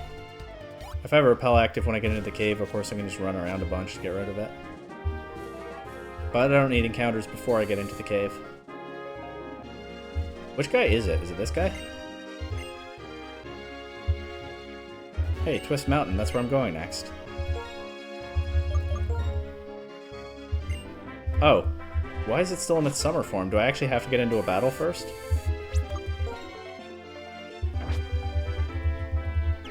It is supposed to change forms with the seasons, right? I don't have to catch another Deerling, do I? I could, right now. I'm gonna burn it and throw an Ultra Ball. That works sometimes.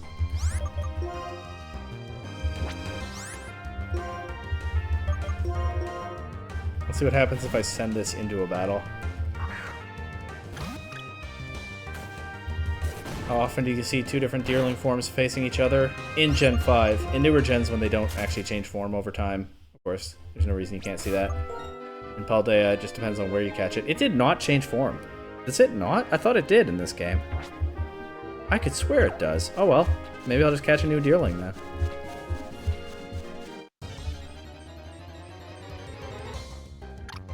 So be it. I could swear it's supposed to transform somehow. Thought maybe a battle would do it if just being outside in a different season didn't. Just another Will-O-Wisp, by the way.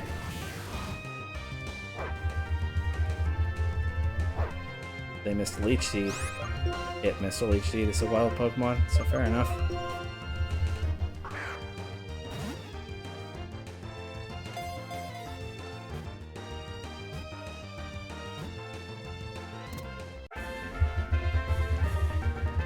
How do I feel about overcoming the legendaries in battle being a way to rebuild the relationship between them? I'm not sure. I mean, it's obviously just, like, that's what the mechanic is in Pokemon.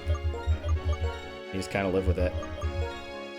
I guess the idea is, it's implied throughout the story that something about your battling style shows all kinds of people in Pokemon just what a kind and wonderful trainer you are. That stuff can be a little much, maybe.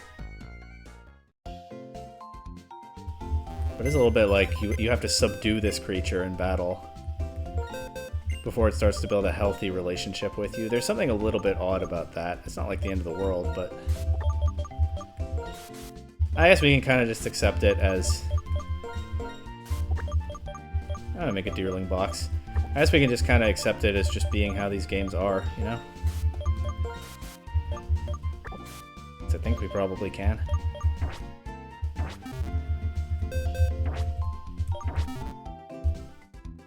And hey, I guess catching and taming Pokemon is kind of the initial premise of the series. We've come a long way from an NPC class called a Tamer that carries a whip. But some of that legacy is still there. The intelligence level of Pokemon is not always super clearly portrayed, whatever exactly it is, but there's a little bit of a taming animals component to it, and some legendaries like Cobalion and Virizion are not exempt. Anyway, the thought that got me onto this track is just that I guess there's more work to be done since I failed to catch Virizion. It just retreated deeper into the forest for now. Perhaps to appear again someday for another go. The luster of this deerling's body and its coloring is like a tree-lined road with falling leaves dancing down. The scent emanating from it is also like dry leaves. Okay. That's a little poetic description there, I guess, although apparently they couldn't think of a second fall thing besides dry leaves. But hey, given that Deerling, what we see is basically just a color change, Sawsbuck having a little bit more going on in terms of its form change aesthetic. I like that this guy is so enthusiastic about it and can put it in such colorful terms. It's a nice touch. Oops.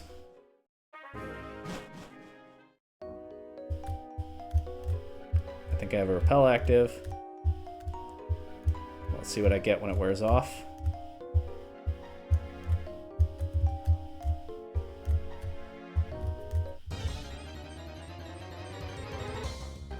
A Boldor. Alright.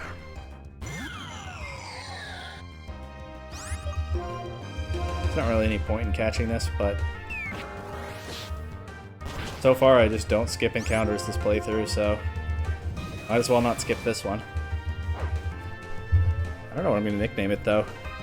Better look ahead for an idea on that. Or better pull up my phone, see what I can come up with.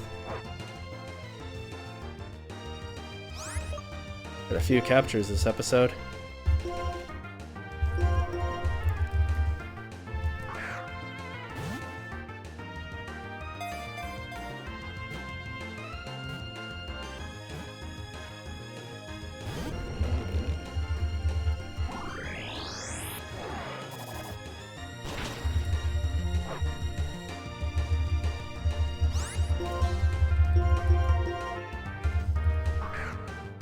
Alright, that'll do.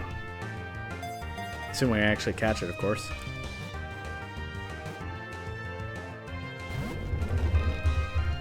It is putting up some real resistance.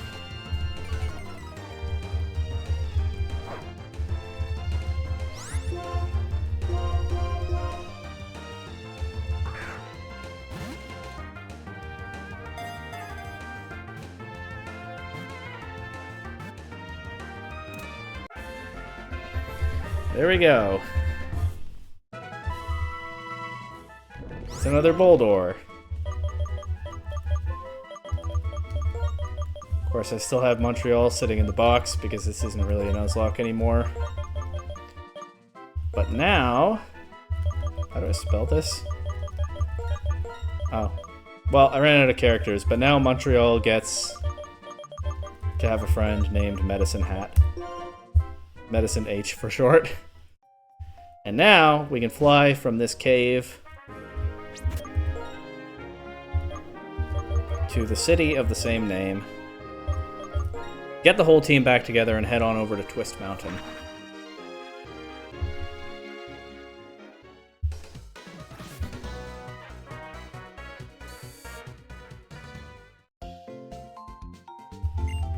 I didn't remember whether I have anything to heal off, but here we go.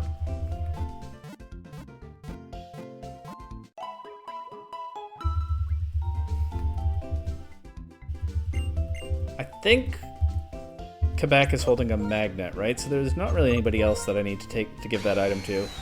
I can just leave it for now.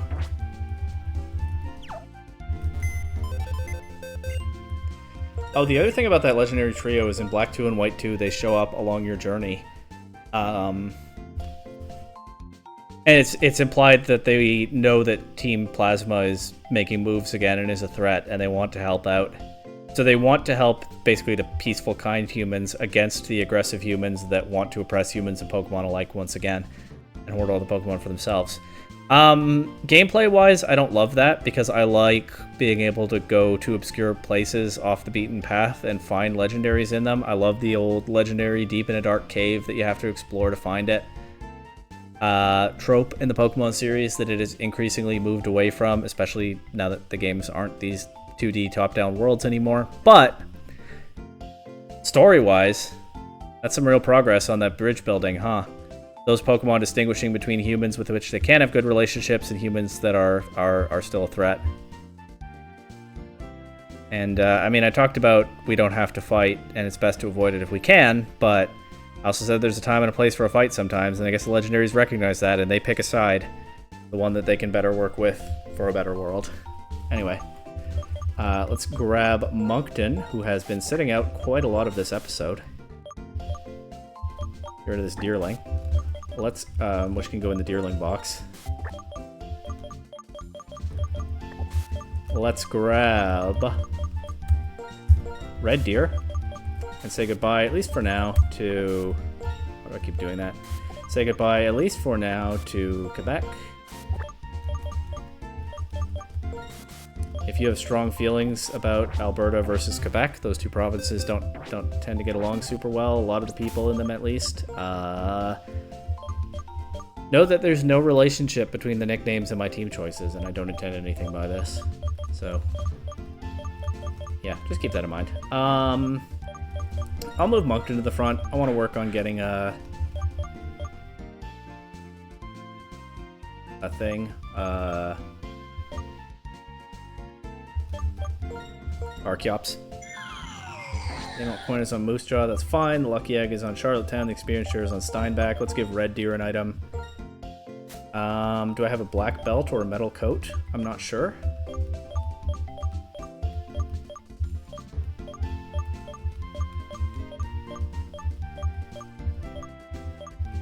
Could always just go bright powder.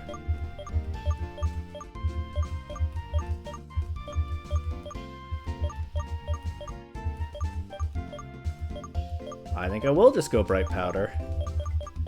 That's a funny item. I accidentally selected the Eviolite. That's not useful here. Bright powder is what I meant. Cobalion is definitely fully evolved. That's still 3 Pokemon fully evolved on the team right now. For TMs, so right now this knows what? Retaliate, Iron Head, Sacred Sword, and Helping Hand? Surely I can find something useful. Rock Tomb might honestly be useful. Unless it gets Rock Slide, I don't know if it does. It doesn't get Rock Tomb, okay. Didn't see that coming. There's Aerial Ace.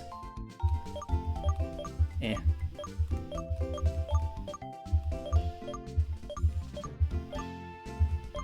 There's X-Scissor.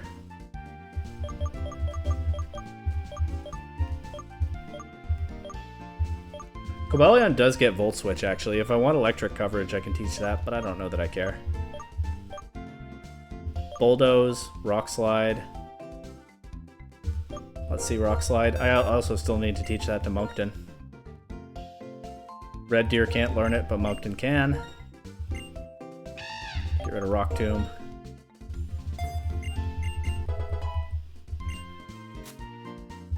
Let's check Bulldoze. Can't learn it. What can this learn? X-Scissor? It can learn X-Scissor.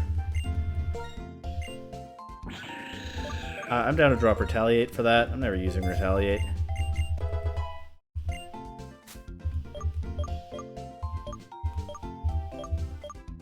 And I think that'll actually do for now.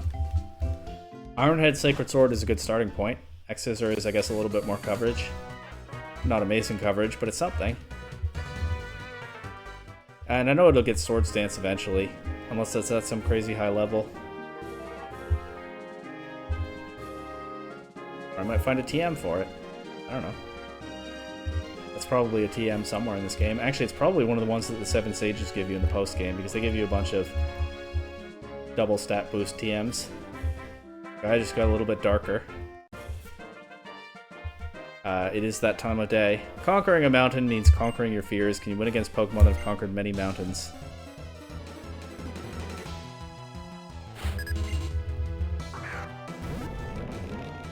Okay, gonna switch my Arcan out immediately against this Boldore.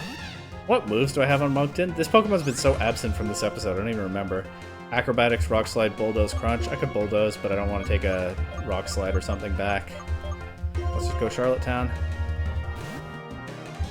And Bulldoze through it.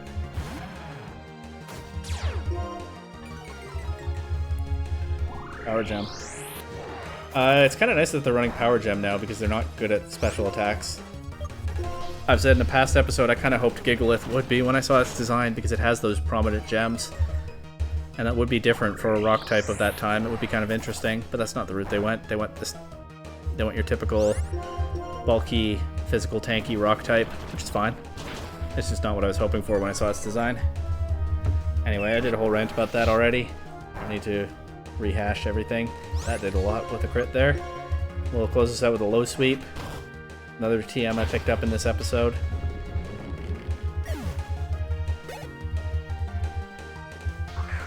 And we're not going to stay in on this Girder. I actually think I'm down to go Moose Jaw now. Moose Jaw doesn't want to take a Rock Slide, but sure is powerful. After having evolved twice in pretty quick succession in this episode. Rock Slide immediately. Of course, they would click Rock Slide into the Crocorock because everybody clicks resisted attacks into Crocorock for some reason. I could burn this, but it might have Guts.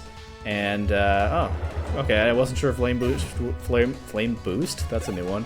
I wasn't sure if Flame Burst would one-shot, but it actually does. Chandelure, of course, is very powerful for this point in the series. It has a really high special attack stat for a Pokemon in this early a generation that isn't legendary or anything like that.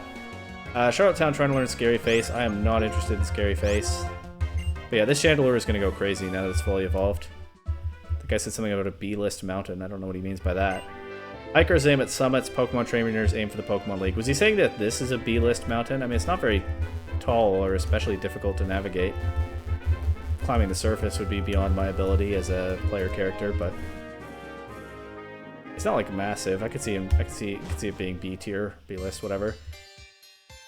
And finally, we're gonna make progress toward the actual next objective of Icirrus City. This is Twist Mountain.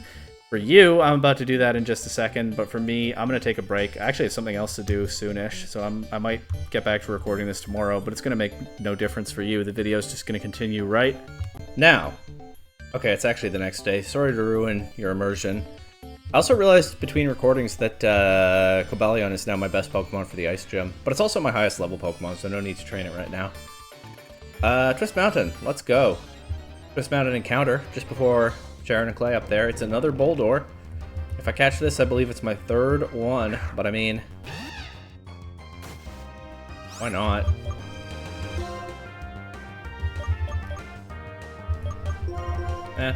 I'll Leech Seed it and see what happens. Boldore's just all over the caves in this game. A little bit unfortunate for a Nuzlocke. I mean, this isn't a Nuzlocke, but I'm still using that conceit for catching things. A little bit unfortunate for Nuzlocke because there's so many unique and interesting Pokemon in so many caves, but there's always there's very often a high risk that you'll just run into a Boldore. I guess that makes it a little bit more interesting. In a way. And of course, a lot of people play Nuzlocke with Dupe's Claws. I personally don't because, to be honest, Dupe's Claws has always felt to me like cheating. I don't want to be overly dramatic or stir anything up, but feels like part of the point of a Nuzlocke is that you're stuck with whatever you get, right? And so putting restrictions on getting stuck with things doesn't really... People can do whatever they want, obviously. The primary rule of a Nuzlocke is, apart from the very basics, you play it however you think is best. But personally, to me, Dupe's Claws doesn't feel like it's really in the spirit of the challenge. So here's my third Boldore.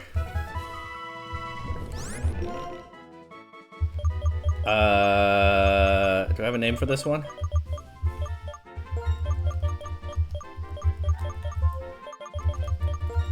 I think it's time for this name. I'm gonna run out of characters again. You know what? I'm gonna abbreviate it. Fort McMurray. But for character limit purposes, just Fort Mac.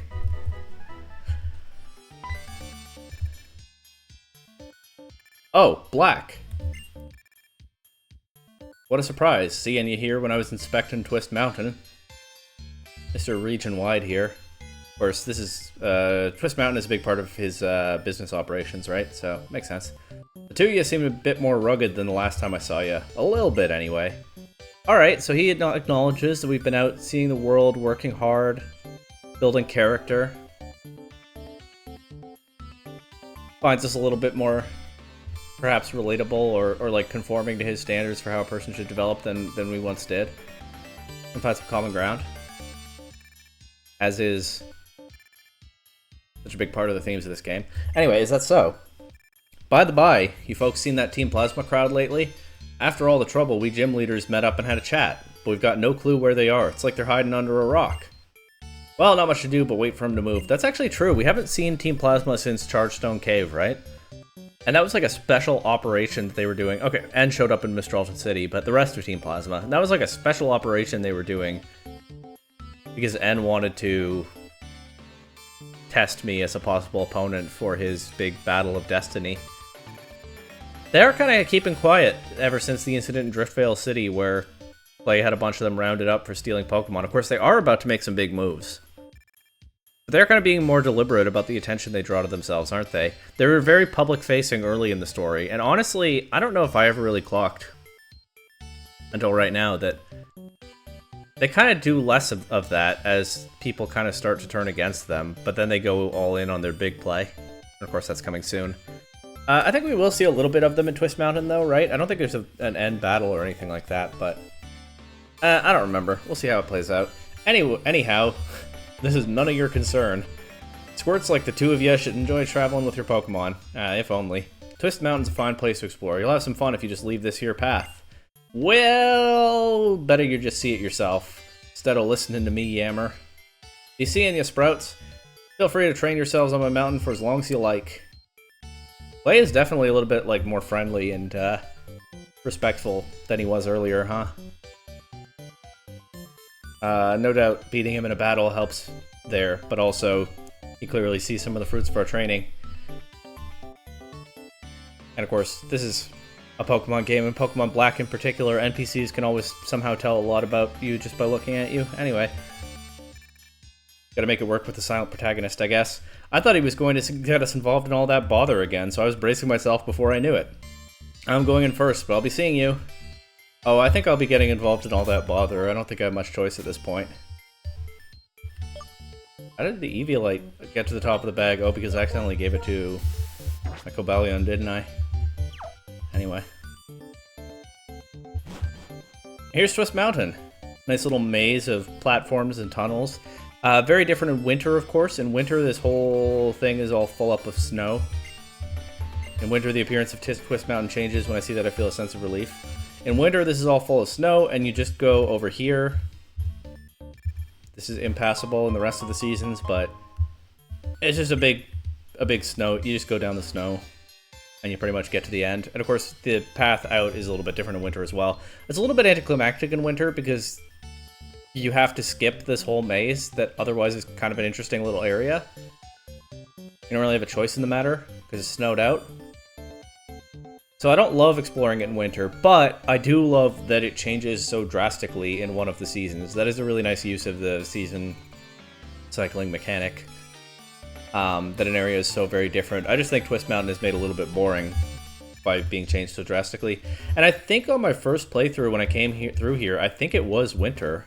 Although when I think about the timeline for that, I first played Black in summer 2011. It had to be... Oh, you know what? Hang on. So I had to be back home from university because I had left my DS back home. So I had a little bit of an extra delay in actually playing this game compared to a lot of people. If I got to Twist Mountain in winter, we know that August real life matches winter in game because right now it's fall in game and I'm recording in July. July is fall, June is summer, May is spring. Maybe it was April.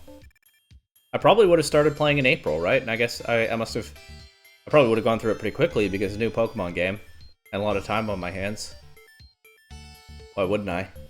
Yeah, so it probably was winter when I first came through here in my first playthrough. And I was a little bit underwhelmed by just being able to skip all this. I think I'd watched someone play through it on YouTube before I got the game myself, and I'd seen them actually do this whole maze. I was a little bit underwhelmed, but like I said, it is nice that it changes so drastically. I definitely give them a point. I give them points for that. When I am surrounded by rocks, my spirit goes up. 2 exclamation marks. I didn't really put enough oomph on that, did I? Oh well. I'm no hiker Daryl. Anyway, nice hiker who leads with a flying type. Not a rock type. So we can go ahead and rock slide this, I think. And of course, miss the very first rock slide. All that talk about it having higher accuracy than Rock Tomb, I missed the first one. And the second one. Really should have seen that coming, huh? Almost in defeatist range after an air slash crit, but not just yet. Can I land the third rock slide? I can. What a relief.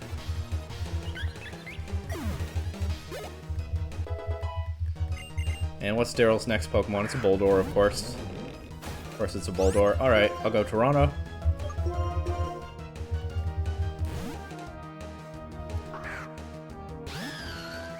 You might have noticed there's a doctor down on one of those lower platforms, so some of my team's a little bit worn down. It's not too bad, but if I get to that doctor, then I'm all set, backtracking-wise. I think it's like midway down. Iron Defense, of course Leaf Blade is the go-to attack here, but it does have that boosted crit rate. And I feel like I'm due after missing Rock Slide twice in a row and getting crit. I think I'm due for a crit of my own, and that's definitely how it works, right? I also could set up a coil here. This actually would be kind of a perfect time for it. I don't know what his last Pokemon is, though. Also, I don't know that I can be bothered against Hiker Daryl. Actually, I might as well grab a coil here. I think the Leech Seed will knock it out anyway.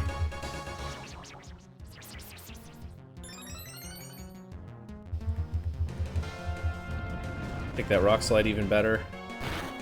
Yeah. Get some recovery. I think that was a net loss of HP, but I wasn't really paying attention to the numbers. His last Pokemon is Girder. We can go ahead and smack that with a +1 Leaf Blade. We're very close now to my go-to in-game superior set. There's just one more move missing. But that Coil, Leech Seed, Leaf Blade stuff is pretty nice in-game. With Contrary, of course, being unavailable. My spirits rise and fall. I'm just charmingly unpredictable. Okay, well, I'm gonna go ahead and leave before they fall again, yeah? I don't need to repel just yet. Because there are no wild Pokemon out here. There's not much of anything on this one, just an Ace Trainer. There could be a hidden item or something, but I don't see anywhere super obvious, so I don't think I'm gonna check. Being with Pokemon is natural, having a Pokemon battle is natural. Why don't we test whether that is true? What? Some of these NPCs are just saying stuff. Alright, let's try to Rock Slide this Vanillish. Arkin probably gets knocked out if we miss, but let's see.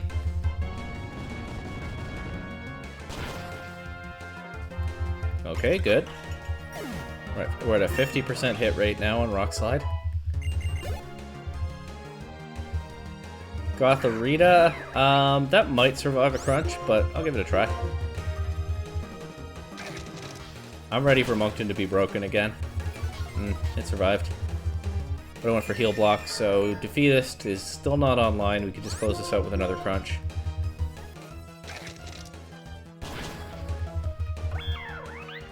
And what's last? Duosion. I'll try a crunch into this too. Probably still a 2-hit KO, and I think this is going to attack, but I'm wrong. It's a 1-hit KO. Nice. Steinbach now leveling up quickly after being kind of neglected for a while. I don't think I'm interested in Rain Dance. Especially when I have 2 HMs taking up half of the set already. We're happy with our Pokemon, that's why we have battles? Okay. I'm not always reading the immediately after the battle text anymore, because it just goes by too quickly sometimes. If my Pokemon don't want to fight, I will quit being a trainer, because there are a lot of other things I can do with my Pokemon. Alright, that's a nice, mature, respectful Ace Trainer take. Pokemon are her trusted partners, they work together to aim for the top as long as they're all still invested in it, blah blah blah. There's Drillbur. I don't know what else can be found in Twist Mountain, actually, besides Boldor. Maybe like Gerda or something. I don't know what other... Obviously that Drillbur was in one of those dust clouds. I don't know what other regular encounters there are here. I think maybe like Kubfu in winter, but I'm not sure about fall. I want to know how the fighting Pokemon feel, that's why I fight too. That's me, a battle girl. A lot of kind of stilted dialogue from these NPCs still. There's been a lot of that throughout the game. It's not so over the top that I'm remarking on it much right now, but there are bits of it here and there. I can probably just acrobatics this, but I don't know, it's a throw. It's pretty tough. I'll switch out to Moose Jaw. We've seen Moose Jaw hard counter a couple of these already.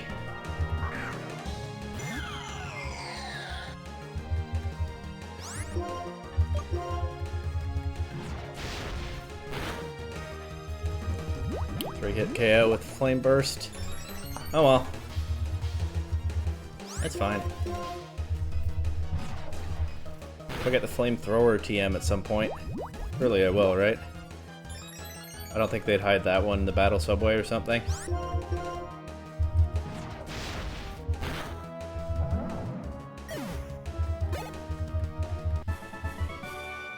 When I lose, I cry with my Pokemon. That's me, a battle girl. Okay. Oh, she's invested. When you train every day, your body moves as you like. It feels really good. Okay.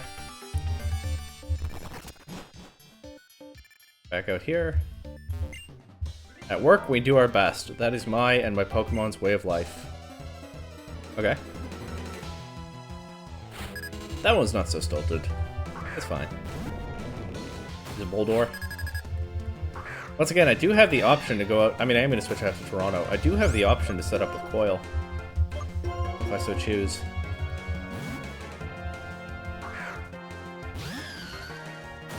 Don't know that I need to against this guy, but the option exists. I like to Leech Seed these first because they have Sturdy. I'm not one-shotting them anyway. At least get a little bit of recovery. Okay, well, no Coil setup then. This thing's a menace. I'll go Charlottetown. Charlottetown's kind of low, but then I have Red Deer in the back if need be. I don't think I've gotten Red Deer into a battle yet, and this Boldor is a pretty easy victim. Just Bulldoze for now. It does still have Leech Seed on it, so could get a bit of recovery here depending on what the Boldor does. It sets up with Iron Defense, so definitely net recovery this turn.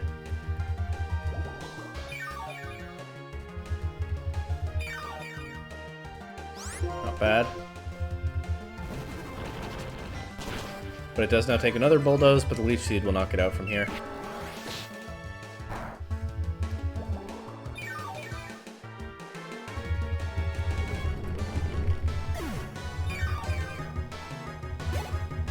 Definitely still want an Archeops and a Crocodile. I'd say Swanna is less important, but I could definitely see Steinbach being on the team for the long run, just because of Fly and Surf. And because, hey, it's good to have some kind of water type. Alright, if that Excadrill is now slower than Charlottetown, which it is, it's an easy KO. Come a long way from facing Clay's Excadrill. I appreciate it, by the way, I don't know if I've ever remarked on it in this series. Maybe I did at some point. That Black and White have their own music for when your Pokemon's at red HP, and it's not just an annoying beep beep beep noise. It's not just that over the whole battle like it was in the earlier gens, but they keep sort of the same spirit, but they make it more pleasant to listen to. That was a nice touch. Of course, now they don't really bother. They just do like a little bit of that noise and then they drop it entirely. But I kind of do think Black and White, or Gen 5 rather, maybe handled it best. The number 2 trainer on Twist Mountain is me. I think he's going to say that number 1 is Clay. I think I remember this guy. But I've got news for him if I'm right about that. This guy just has a Swoobat. He's probably not the number 2 trainer on Twist Mountain, regardless.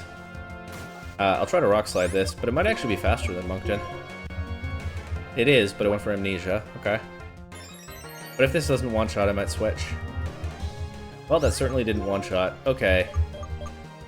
Amnesia. Alright, let's go to Red Deer. Let's get Red Deer into a battle now. Instead of clicking Hex into boosted special defense. Here it is! First, wow, Amnesia and then Calm Mind. Okay. First legendary of the run. Since it's a flying type, of course, X-Scissor will not be super effective. Might as well just go for Iron Head. Then I can close it out with an X-Scissor. Nice Iron Head flinch, by the way. Kind of makes up for missing that Rock Slide earlier. Not really.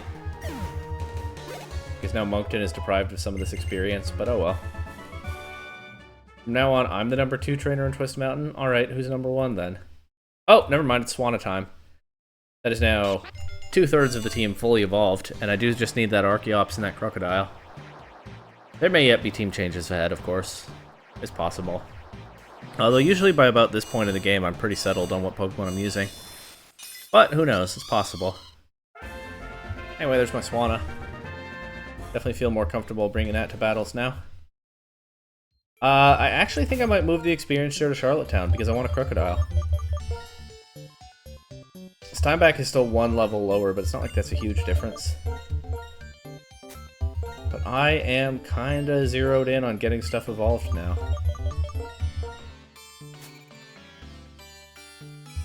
I had the lucky egg on Charlottetown? Eh, that's fine. When Steinbeck does get into a battle, I get that boosted experience. Number one is Clay, yeah. Like I said, I've got news for him about that. Here's a Moonstone. Probably never use that, but cool.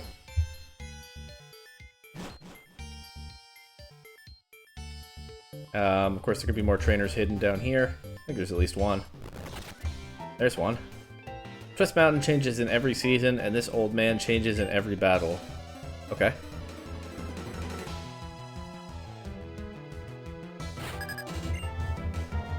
This guy has 3 Pokemon. I think he might be a little bit better than number 3 Heath up there. I'll switch out, I guess. Charlottetown's really low. I'll just go straight to Red Deer. I can also potentially flinch it through the sturdy turn. Another Iron Head. Having a legendary and it's a steel type, a little bit broken. Of course, this team is experienced with broken things. And I was honest about catching this legendary. I made 1 attempt and it succeeded, so. In fact, it would have been perfectly smooth even if this were an actual Nuzlocke, because I didn't lose any Pokemon against it. I just walled it with my Chandelure. So if this were still a Nuzlocke, Red Deer here would be, might have been a difficult run so far, but Red Deer here would be primed to turn things around for me. Anyway. Pretty useless Iron Defense there. Down goes Boldore. He has another Boldore. Alright. 3 Boldore. Great team.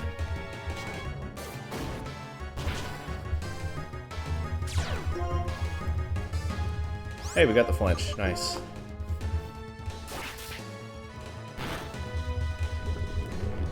I guess this guy's not number 3. That was pretty easy. Go easy on a grown-up? This old man likes winter. Snow on Twist Mountain has an indescribable beauty. Fair enough. I did say it's a little bit more boring to navigate, but it is cool to look at. I don't know how that guy changes every season with a team of 3 Boldore, though. Maybe he meant in more of a personal way.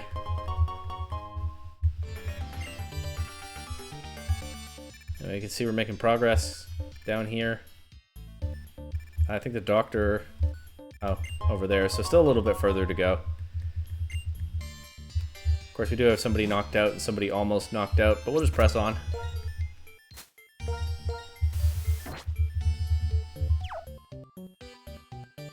This is a dead end, but I think there's a trainer. Oh, there's not a trainer, but there is an item.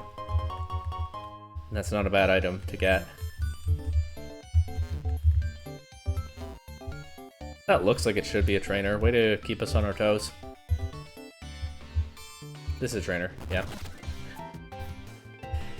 We've trained by doing physical work. Our attacks are super powerful. What are these guys doing? Are they hiding anyway? Are they hiding in piles of dirt? Is that what those are? And if so, why are they doing? Or are they like digging? Are they? Because this is Clay runs a mining operation, right? Are these guys digging into the ground and then when they notice a trainer going by, they pop out to battle? Is that what this is? Anyway, let's see what Steinbach can do now as a Swanna.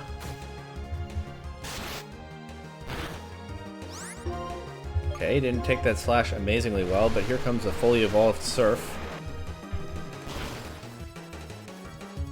And a one-shot Excadrill. Yeah, I'd say I'm making a statement about who's number one on this mountain. Trained by doing physical work. This worker is happy to have a job that lets him be with his favorite Pokemon. Okay. That's nice. Anyway, yeah, are these dirt piles? Are they holes? I think they must be dirt mounds, right? Maybe the guys were digging holes under them. I don't know what it's supposed to be. I mean, what it's supposed to be is surprise battles that keep you off balance because you never know when one's going to pop up on your first time through here. But in universe, what are these guys doing? I didn't mean to go back. Doctor time. During a long journey, you'll be happy if you meet a doctor. If you can win against me, I'll make your Pokemon healthy. Yeah, I certainly am happy to meet a doctor at a time like this. Honestly, it would have been useful a little bit earlier. I don't love carrying a fainted Pokemon around. Anyway, since my team's about to be healed anyway, let's see if we can one-shot another Duosion with Crunch.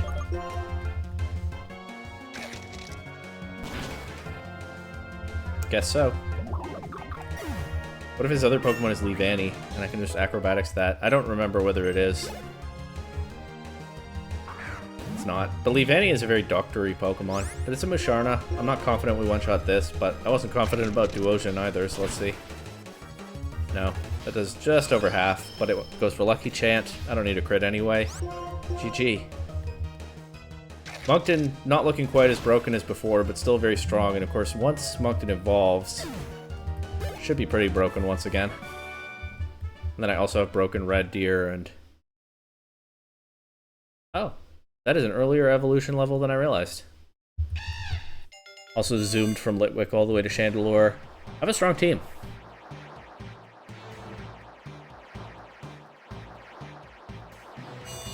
Ace in point. I'm going to keep Moncton in the lead for now, because it's the only Pokemon that I never want to give the experience share to. So let's get it to like level 40 or so, at least. My highest level Pokemon are in the early 40s now, so 40 seems like a nice benchmark. Then I can see about rotating somebody else to the front. Of course, I'll also rotate probably Red Deer to the front in the gym, or maybe Moosejaw first to save Red Deer's PP against the gym trainers, but lead Red Deer against Bryson. Either way, I think I'll keep Moncton in front for now, because, like I said, only one that I never want to give the experience share, because I don't want it to have an item at all, because that Acrobatics is so very powerful without an item. Charlottetown is the only one left to evolve, but Charlottetown already has the experience share anyway. It means I'm really making bad use of the Lucky Egg in this playthrough, but I've decided a while ago that I'm okay with that. Anyway, this guy says health is always crucial, no question about that. I'm going to go this way first. I think... Yeah, because it's a dead end. I don't know if there's really anything to see here.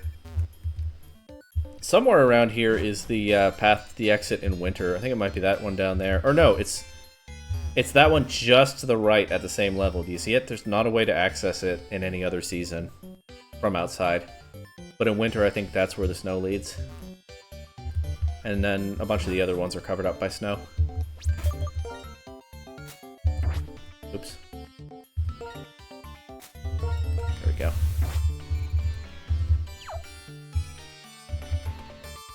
Hop down that ledge and just be right back in the dead end, but I don't know why I would do that. Why do I dig? Why do you fight? Let's find out. I don't know what insights these people expect to get from these battles, but... Is it natural to be with Pokemon? Let's battle and see what we learn about that. I don't think I learned much. I'm gonna crunch this because I don't want to miss another Rock Slide right now when I don't need to. Look at that majestic Archeops, though. What a great Pokemon design.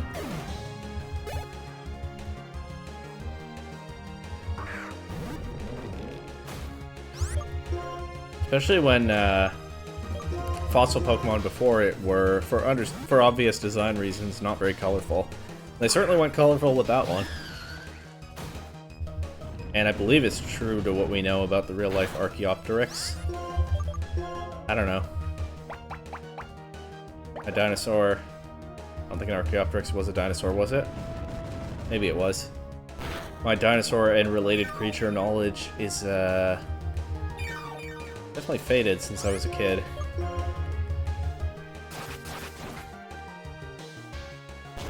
Of course, I think we've learned since I was a kid that a bunch more of them had feathers than we realized, right? Well, we knew about the Archaeopteryx already. The more you fight, the stronger you'll be. The more you dig, the bigger the hole will be. If you have a purpose, there's no wasted effort. It's nice. Insight? That popped up immediately, just in time to give me a rock gem. Maybe I'll save that for a special occasion. More likely I'll forget I have it and never use it. Ultra Ball, nice. Keep using those on Boldor lately. This guy looks like he wants his Pokemon to get hit with acrobatics. Words are unnecessary. I can understand everything if we battle. Anyway, I got on a tangent about real-life extinct animals, but I like how bold and colorful Archeops is, especially when that was unusual for the early fossil Pokemon, is what I'm saying. This is a Sock. It might actually have Sturdy, so I'm actually going to switch to Moose Jaw.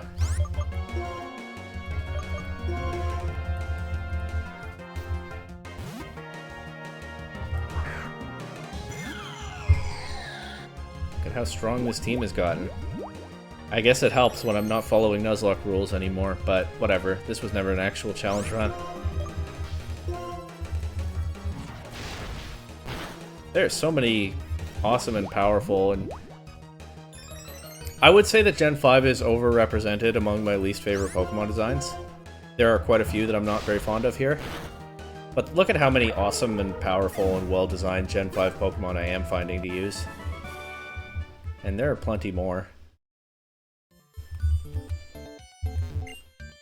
Tough people in Pokemon cannot communicate with words, we communicate with our hearts. Of course, Gen 5 is the generation with the most new Pokemon added, slightly more than even Gen 1, so it makes sense that they'd have a mix of awesome ones that I love and ones that I think are not as interesting. In the gens since, like from 6 on, I'd say they've gone more quality over quantity. They add fewer Pokemon in a new gen, pretty much as a rule, than they used to. But it's, in my opinion, it's rare that they miss with any of the designs. Gen 5 is a little bit more scattershot because they went big. Because I think they were trying to create a whole new ecosystem in a faraway region, the first ever one in the main series not based on part of Japan. And so they had to kind of go from the ground up and populate it with an entire new group of Pokemon only. I mean, they didn't have to, but that's the way they chose to do it. And it makes sense. It just makes for some designs that are not that interesting. But there's still plenty that are. They still did good work with Gen 5. I'm not saying they didn't. I'm just saying I think it's less consistent than some of the other gens, even as there are understandable design reasons for it being that way. My Pokemon love the Ore Mind here, and they love fiery Pokemon battles. Okay.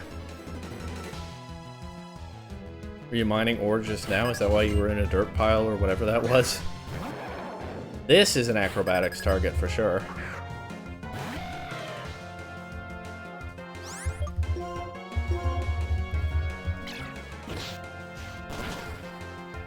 Yeah, goodbye.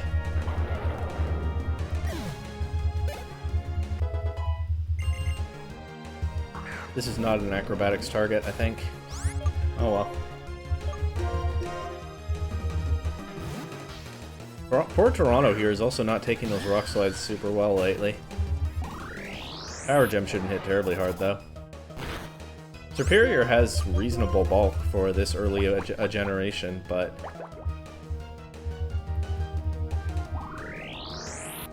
we're not seeing it here, really. Doesn't help that they keep critting.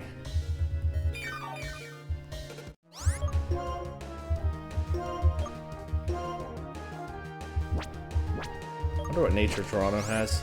If ever I noticed that information, I don't remember now. Of course, I have no idea if it's IVs either. And I don't really care to check for that in an in-game run. Some people do. I mean, speedrunners I understand, because they need specific IVs for specific runs. But some people will check their starters' IVs and maybe reset just for an in-game playthrough. Some people get concerned about EVs and will EV train as best they can before they get going. I want to be clear, I'm not judging. There are a lot of different ways to play Pokemon. However, it's one of the great strengths of the series that however you want to play, you can. And it's totally fine and legitimate and valid. I'm just saying for my own part, I cannot imagine finding it inside myself to care at all about my Pokemon's EVs or IVs just for an in-game run. That feels like a nightmare to me. I just want to have fun, play through the game with whatever I get. My Reshiram in my first playthrough had an adamant nature. It's one of the very few times that I've thought about resetting in-game for something different, and I still didn't. And that Reshiram was weaker than it needed to be, unfortunately, but it was fine. I did use it in the rest of the playthrough, too. Adamant Reshiram. Sometimes I'm tempted by to change a really obvious nature like that, but nah. This is empty. There's nobody here. Maybe there are people here in winter. That would make sense. Escaping the cold and the snow. But I don't remember whether that's the case or not. That way's the exit, so we're of course not going to do that just yet. That's a ledge. There's probably a way up there. Or maybe it's only a winter thing. I don't know. In Black 2 and White 2, there's a connection down here. Actually, I think it's in there. To some other areas that don't exist in Black and White.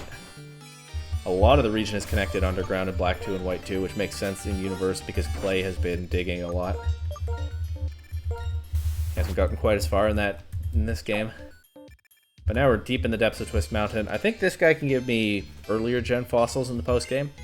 Look for something in an empty place like this, you can discover things. That sounds like something someone would say if they can give me earlier gen fossils in the post-game. And yeah, I think over here there's a tunnel to another area in Black 2 and White 2. This, of course, is the rock where you can evolve an Eevee into a Glaceon. That, of course, the Flash Cannon TM. I could teach that to Red Deer, but I don't think I will.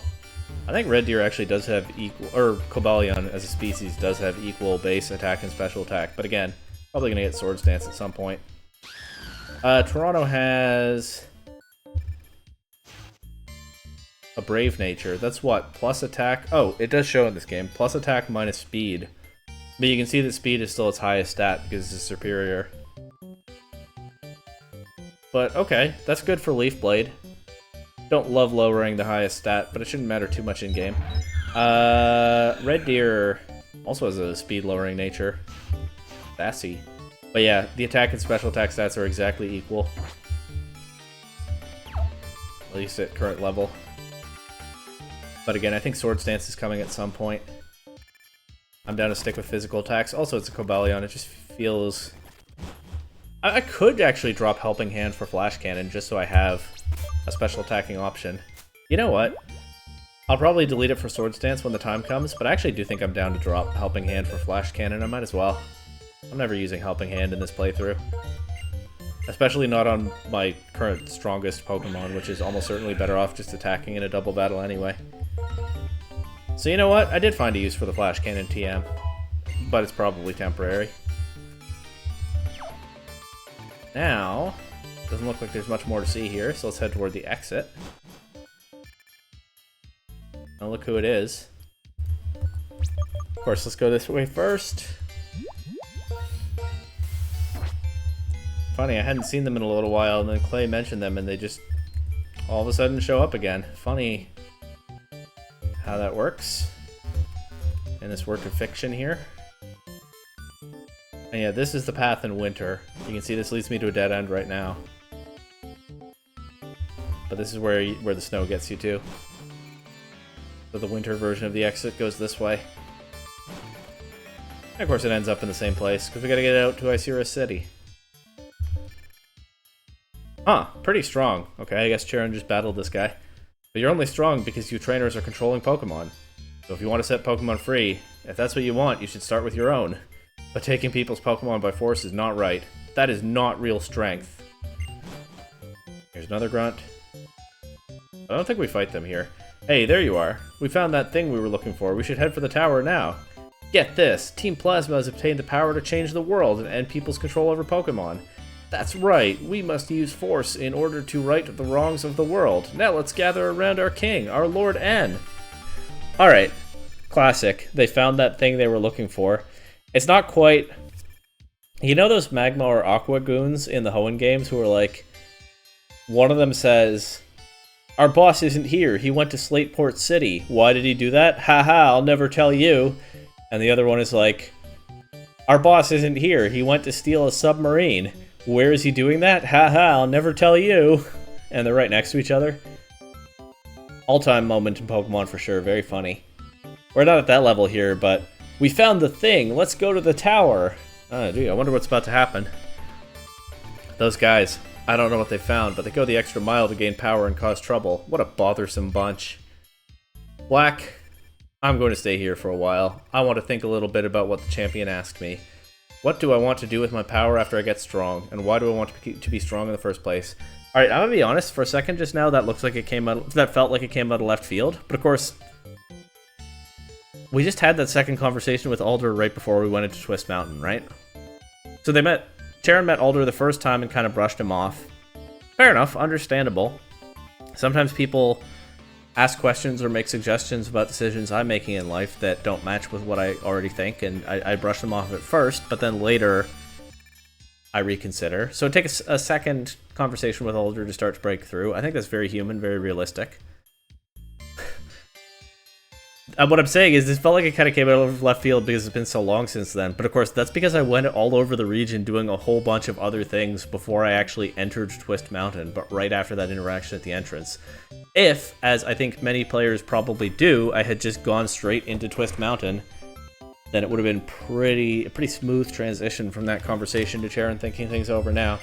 And yeah, Alder has started to break through his rigid, idealistic thinking that even he doesn't really know where it leads.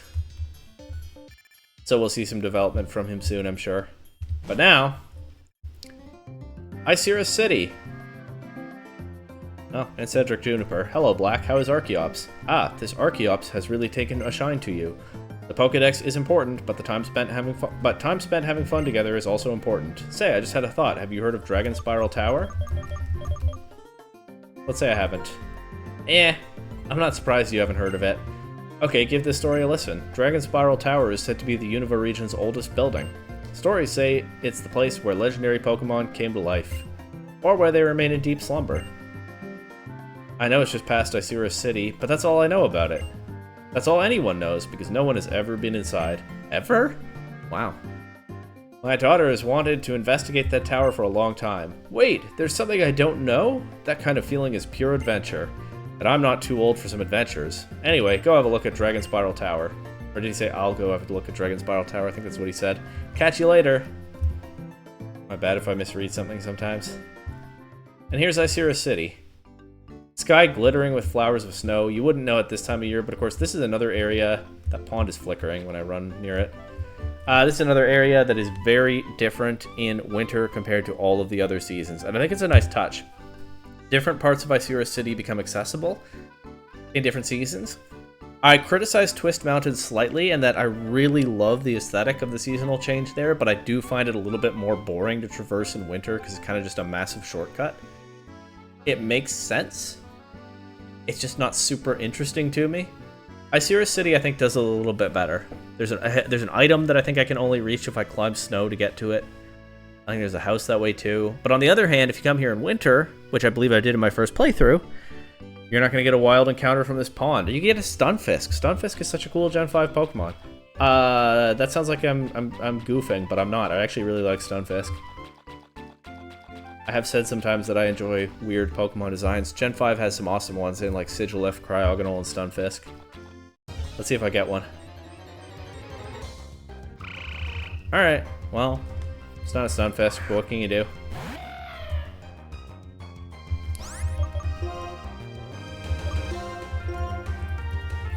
Let's see if I can get a Leech Seed into this before Toronto gets knocked out.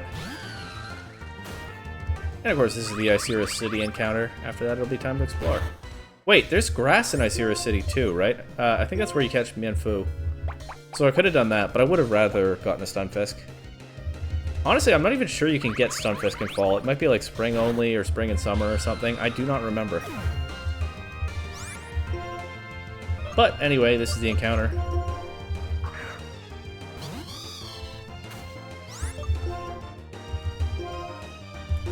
What names have I not used yet this episode?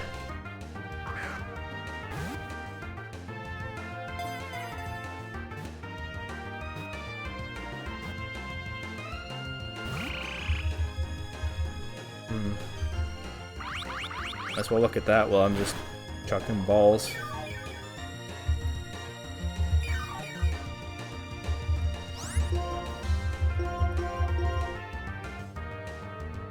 Alright.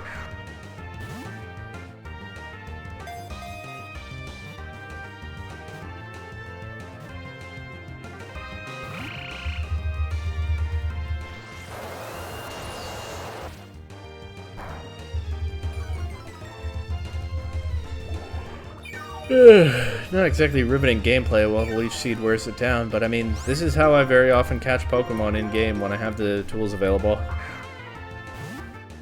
course, not every game that I have Leech Seed on my team, or Will-O-Wisp or something, but it's a pretty consistent way to do it. You can just take a little bit of time, I guess.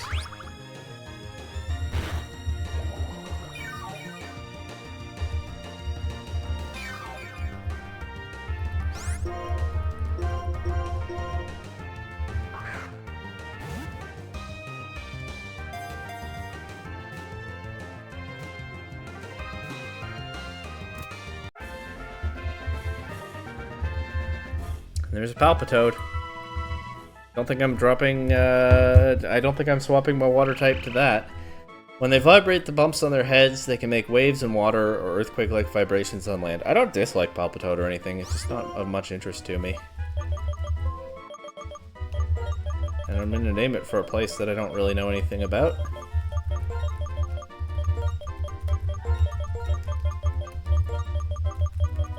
There we go.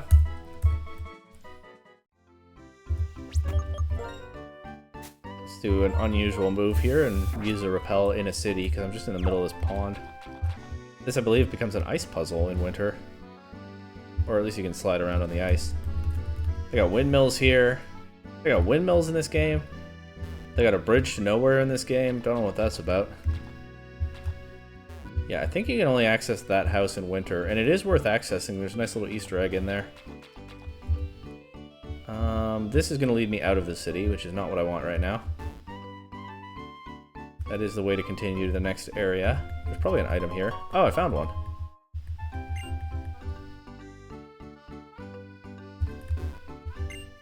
If you walk in the wetlands, you might surprise wild Pokemon into popping out. Oh, I did. The other side of the bridge to nowhere. The legendary Pokemon gave help to the hero who sought ideals. Because of that, a region was created.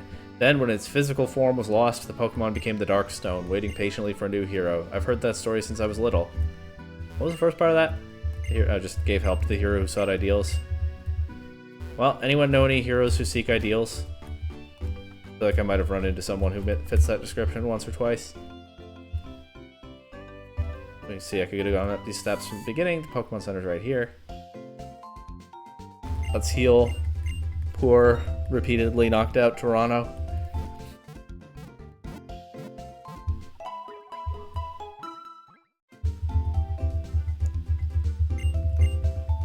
Just a couple people in here, okay. Ores that I adore. Ah, this is where you should laugh. Anyway, I will pay you well for rare ores. And not just ores, stones, gems, shards, anything mineral. I love it all. Don't you have an adorable ore that shakes my core? Did I sell him that rock gem? I'm gonna sell him my rock gem. Oh, I do adore the ores. 200? The rock gem is shaking you and you're just offering 200? No, thank you.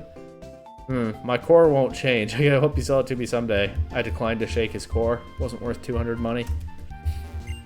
Everybody has a different reason for their trips, and the same can be said for gift giving. I'll give you this to commemorate this encounter with you. Break, that's not a bad TM. The thing about the rock gem that's nice is I can give it to Moncton ahead of some important battle, right? And as long as I land the rock slide, As long as I land the rock slide. Apparently is easier said than done. That's a nice consumable item that then opens up max damage acrobatics again right after it's used. Obviously timing matters there, but it's a nice combo.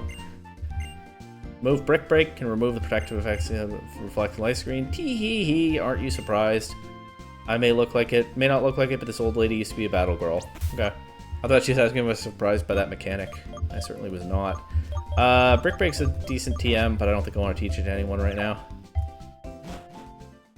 There we go. That's not bad for just talking to an NPC in the Pokemon Center. That's a pretty good reward for exploring there, especially going into the Ice Gym. It's not bad coverage for that. Although, this far into the game, you probably have coverage for Ice. But Game Freak never quite seems to understand that, do they? Spin apart, mix and twirl. Spin, spin, turn and spin. Do they all say things like that? Dance, dance, 2 dragons. Okay, interesting. Seeing a little bit of tradition here, I think. Mix it up day and night, because tonight everything's alright. Okay. Is that an item? It is, but I think that might also only be accessible in winter. Huh. This is a different city in winter. That's for sure. The legendary Pokemon Zekrom shared its wisdom with the hero and defied foes with fierce lightning. The hero and that Pokemon were as close as parent and child. People were filled with awe and looked up to them, but that is said to be the beginning of what became ancient Unova. We're not on the One Dragon origin story yet. We're just saying... I mean, these stories are always a little garbled when you first hear them, right? Because ancient legends passed down, people interpret and retell them and remember them in different ways. We're putting it all on Zekrom right now, huh? And Zekrom standing up to the hero's enemies. Fighting for what they think is right. And we'll see how that turns out for people. Anyway. They say ideals intermingled with truth and the Dragon Spiral Tower was created. It has been there watching us for thousands of years. I don't know whether or not this is true. There we go. See, ideals intermingled with truth. They can fight. They're always better when they work together. Ideals intermingled with truth and the Dragon Spiral Tower was created. That's pretty on the nose. Listen, listen. I heard that Bryson was in the movies a long time ago. If we live a monotonous life, do we get used to it and stop thinking about changing it? Maybe. Feels like people's answers might vary on that one. What's this building? Pokemon Fan Club. Did not remember there was one of those in this game. Not a whole lot of members, huh? Ahem! I am the chairman who loves Pokemon the most among Pokefans in the entire world. Now that is a clunky sentence, but alright. Weird flex, sure. If you are a trainer, will you show me how you are raising your Pokemon with loving care? This guy packs a lot into his sentences, wow. I will show him how I am raising my Pokemon with loving care, though. Oh, which Pokemon will you show me? Ah, gotta go with the starter, I think. Oh, this Superior was level 5 when you met, but now it's level 37. You've raised it well, you must be affectionate. He gave me another experience share. I have 2 of those now, should I use it?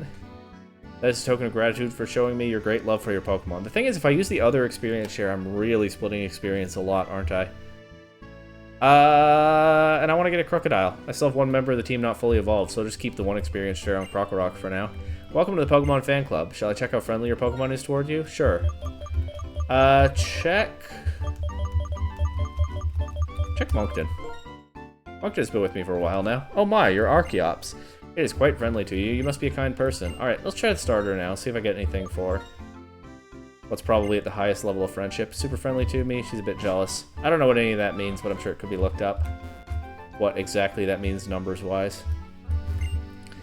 Always the tower looms, disdainful of the wind and snow. Perhaps its presence is a special meaning for people. Everyone in this city is obsessed with the Dragon Spiral Tower. Which I guess makes sense if it's this great big mysterious place. Oh, and Dragon Spiral Tower is actually the location with the tall grass, where the tall grass is. Did you see my location change there? I think I'd probably still rather get my encounter inside the tower, because I believe the encounters available there are Druddigon and Golett. I'm not that interested in Golett, but Druddigon is another weird, awesome, cool Pokemon design that I like a lot in this game. So I think that's what I'm hoping for. So I'm not going to get my Dragon Spiral Tower encounter in the grass. But apparently I could. I have no idea who this is, by the way. Hi, this way, please. Exciting. Thrilling. Zippy. Chilling. It's Pep Quiz. I don't know what this is. Also, this is some old school Pokemon music.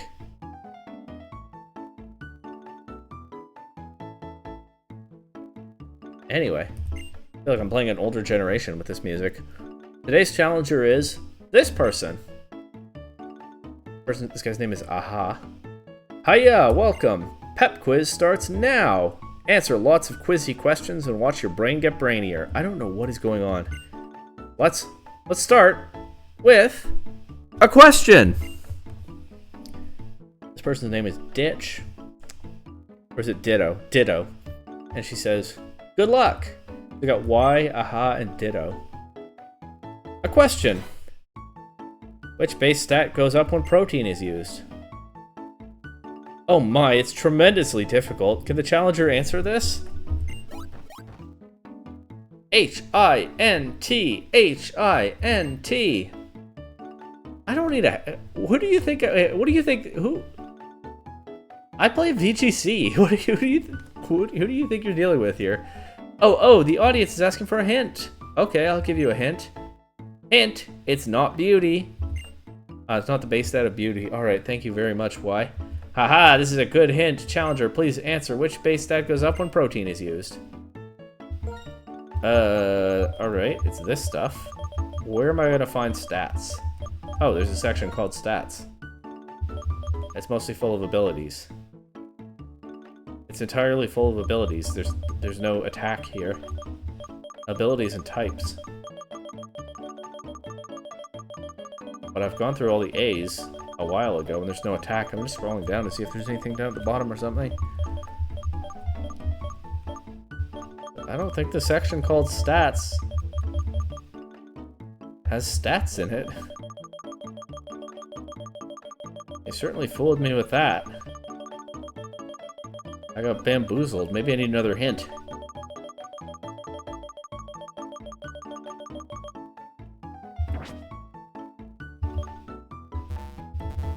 I definitely don't have everything unlocked. Hopefully it's not here. Pokemon, I think, is just species names, right? Trainer? Oh, yeah, it's in Trainer. And not in Stats. That's certainly something. Woohoo! That is C-O-R-R-E-C-T. You go. Yeah, you do. Yeah, good hustle. Congratulations. Now this is a prize. It's an antidote. Exciting, thrilling, zippy, chilling. That's Pep Quiz. See you tomorrow.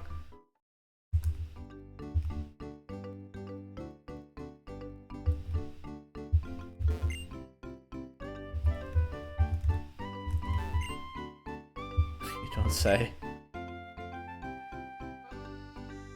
I don't know what she's saying. That was weird and not very rewarding. Should I go back next episode?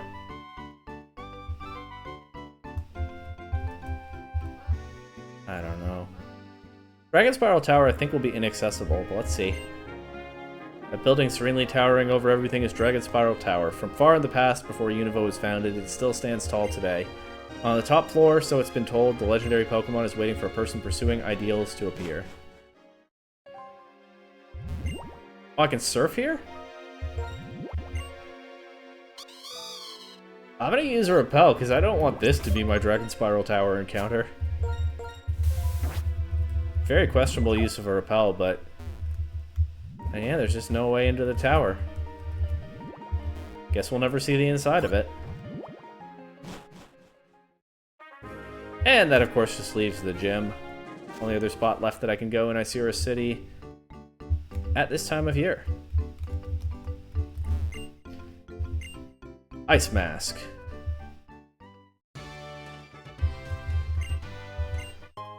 Now, this is obviously a pretty simple take on an ice puzzle. It's not difficult, that's for sure. But I enjoy it. It's kind of neat. Makes use of some different movement from what we typically see in these games, and you know, sometimes I get tired of ice puzzles being actually kind of challenging. They're not so challenging now, of course, but when I was a kid, I had real difficulty with some of them. There's not much danger of having difficulty with this one. I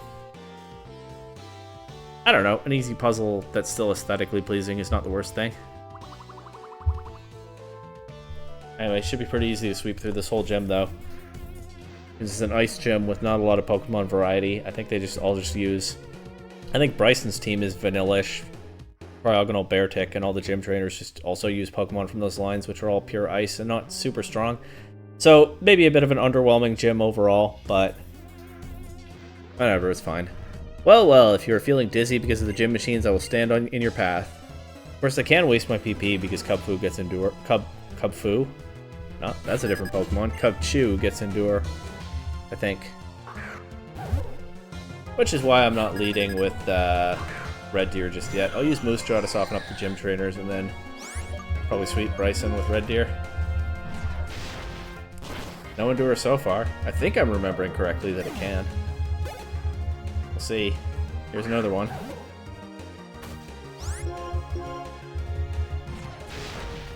Cubchoo would be so cute if not for the frozen snot component of its design.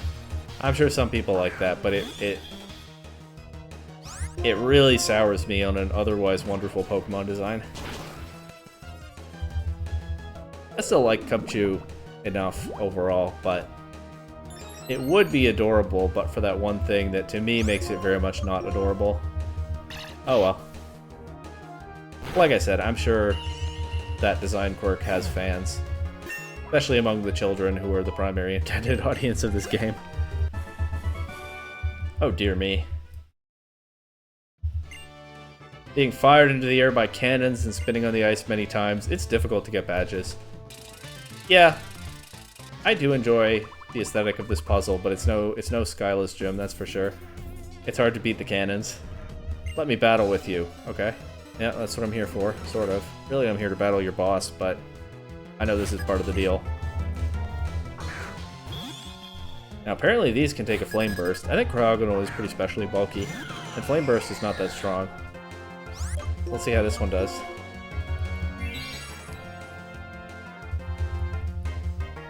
What generation did they add Aurora Veil to the games? Is it Gen 7? I don't remember people using it any earlier than that. It doesn't exist in this... I mean, Hail would have to be up anyway, but Aurora Veil doesn't exist in this game, right? I think. That NPC who gave me the Brick Break TM talked about it removing Reflect and Light Screen. And it is pretty fitting for the gym because it's good coverage into ice types, and these Cryogonal can set screens, as we just saw. I like the little jumps there, that's a nice touch.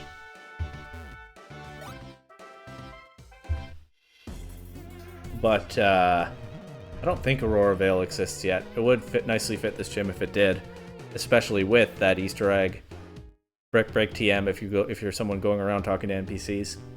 I always calm myself and choose the critical moment in a battle. Okay.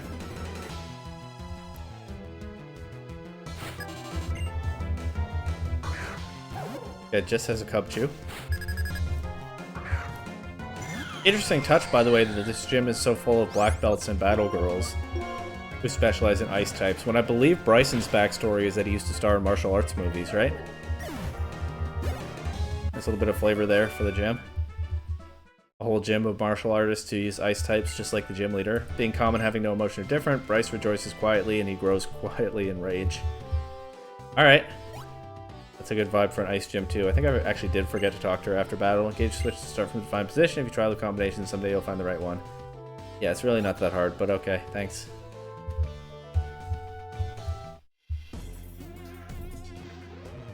The problem is never whether you can battle or not, it's whether you will battle or not. Okay. Sure. Another Cubchoo. Yeah. Pleasant gym, but very easy gym. Bit of a letdown in that regard. I'm falling a little bit into like, why do they keep doing late game ice type gyms? But I want there to be a good one. I just can't seem to pull it off. I really like the ice type a lot. It's one of my favorite types. I would like to see it shine in a late game boss situation. But yeah, they don't make it easy on themselves. And the limitations of the Unova Pokedex with these being the 3 Ice-type families that this gym has to work with. Bit of a further problem here. As always, I think the Gen 5 Dex is a mixed bag. I understand and appreciate what they were trying to do with it design-wise. I think the results were kind of inconsistent in terms of the quality of the Pokemon, both as designs and in some other ways too. And this is one of the other ways that the Ice Gym just doesn't have much to work with, unfortunately. Even though they make it a late-game gym, as they so often do. When you're not sure if you'll succeed, build momentum and take a leap. It's fine because your Pokemon are always with you. Alright, so if I fall into one of those pits, right here. Hey, I do have 2 flying types. Maybe it will be fine. Slippery frozen floor is perfect for improving your sense of balance. Okay. Another nice little touch there for a martial arts ice gym. Here's a Vanillish. I wouldn't bet that it takes a Flame Burst.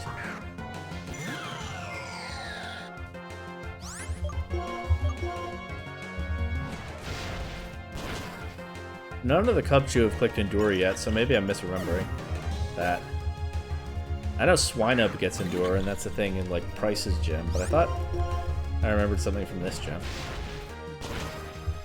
Of course, the weirdest ice gym is Diamond and Pearl Snow Point gym, where for some reason a bunch of the trainers just train water types instead.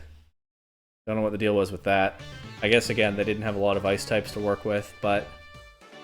And Diamond and Pearl do a lot of that kind of thing, where their Pokédex is really limited, and so they mix in Pokemon that aren't of the specialized type. And hey, Gen 1 did that too, but it gets a pass because it's Gen 1. But yeah, turning the Ice Gym into largely a Water Gym before the actual gym leader was a little much. Bryson slides on the frozen floor all the time, so it's worn down. It looks like you can see the path. But maybe I'm imagining it. I mean, I see these things, but I don't really know what she's referring to otherwise. It is nice that they make you approach this one from 4 different directions. That's a cool little bit of design, while still being pretty easy. I'm the king of karate. I taught my Pokemon moves as they used to battle with you. I don't think anybody's getting lost at this part of the puzzle. But it is nice that they incorporated all those different directions into this one slider. I just think it's neat, that's all.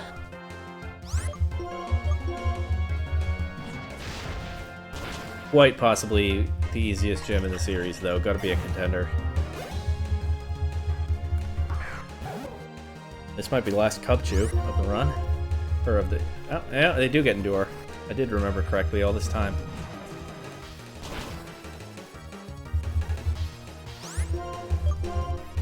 That's fine.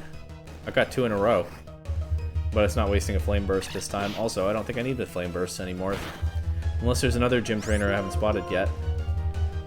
They went for 3 in a row. What a menace. Triple Endure. That's certainly a play. From the king of karate, no less. I am from a fighting dojo in Kanto. This is my global debut, so to speak. What? You're not the boss of the fighting dojo, right? That guy calls himself the Karate King. The guy who gives you Hitmonlee or Hitmonchan in Gen 1? The guy who gives you Tyrogue in Gen 2? What was this guy's name? There's no way, right? But also, that's a little bit much. Why would he switch to specializing in ice types? Maybe this is just a different guy from the same dojo who found a different path in life, but is kind of following in his mentor's footsteps and how he presents himself. That I think would make a lot more sense. But what if it is the same guy? Black Belt Thomas. No, that was definitely not that guy's name. Alright, so this is somebody who trained under him and is kind of bringing the same vibe to a different environment. With a different specialty type. Look at him changing courses while still staying true to who he is. You love to see it. I mean, really, it's just a fun little callback, but and I'm overthinking it, but yeah, it's kind of neat. Anyway, just Bryson left. Let's go ahead and swap Red Deer to the front. Still tied for highest level on the team, even after not getting much use so far. You appear ready to face a gym leader. Yeah, do you happen to know any? Then bring it! Man, a few words, direct and to the point. Martial artist turned movie star turned gym leader. What a guy. Too bad this is going to be a quick battle.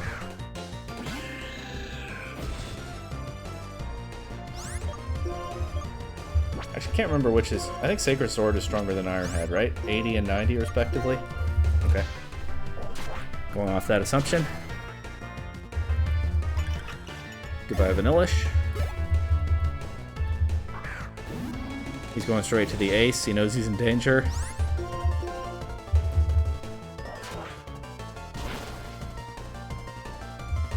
Hey, took a hit. Ooh, went for swagger. That could have gotten dangerous. But he missed. Because I didn't waste any PP on the gym trainers, because I used a different Pokemon for that, I can just spam Sacred Sword.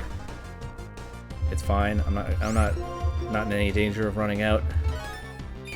Even as he shows another Hyper Potion. Okay. Well, he's dragging the battle out more than I expected. To be honest, I kind of didn't think Beartic would take a hit. So, okay. Good job, Bryson. Maybe this isn't quite the easiest gym in the entire series. Charlottetown grew to level 40, wants to learn Foul Play. That is not useful on a Crocodile. Soon-ish to be Crocodile. I'd rather use Crunch. Here's Cryogonal. Extreme conditions really test and train you. Well, let me know if you find any. But there goes your Cryogonal. GG, Bryson. Cool guy, not a very challenging opponent for this late in this game.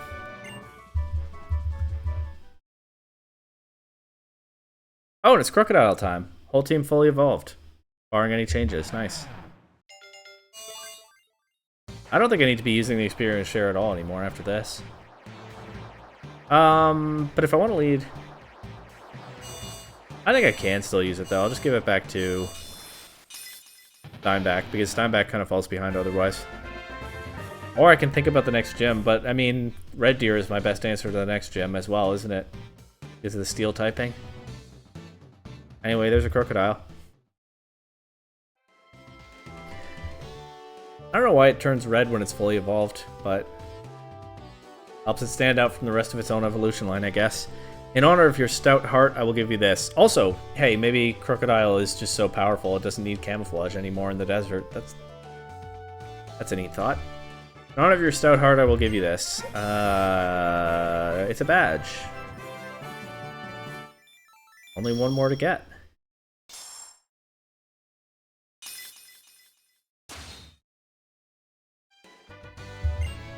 You have 7 badges. That means Pokemon up to level 80 will obey you. This TM will convey my regard for your accomplishments. I think it's Frost Breath? It is Frost Breath. I don't think I have anyone on the team to make use of that. But that's okay. A move that always results in a critical hit. Frost Breath. That's it? Okay. Man, a few words, as always. No matter how many battles I fight, I don't know what strength is. Perhaps you can find the answer. Man, a few words, very direct and to the point. Guess it helps him stand out some from some of the other gym leaders. And I respect it. Steinbach's at level 35. It is the lowest level on the team. Not by a lot, but it is. I'll give her the experience share back. I don't think there's anybody in particular I need to train for the Dragon Gym because... I mean, yeah, it probably is just going to be Red Deer. That's my ace there. I'll give the Lucky Egg back to Charlottetown because why not? What does Moose Jaw have right now? Amulet Coin. Yeah, that's okay. But, of course, it is time to save the game and end the episode, so hey. Next time, maybe we learn about some legends. I don't know, that Dragon Spiral Tower looked pretty inaccessible, but Team Plasma found a thing somewhere. And I'm sure that can only be trouble.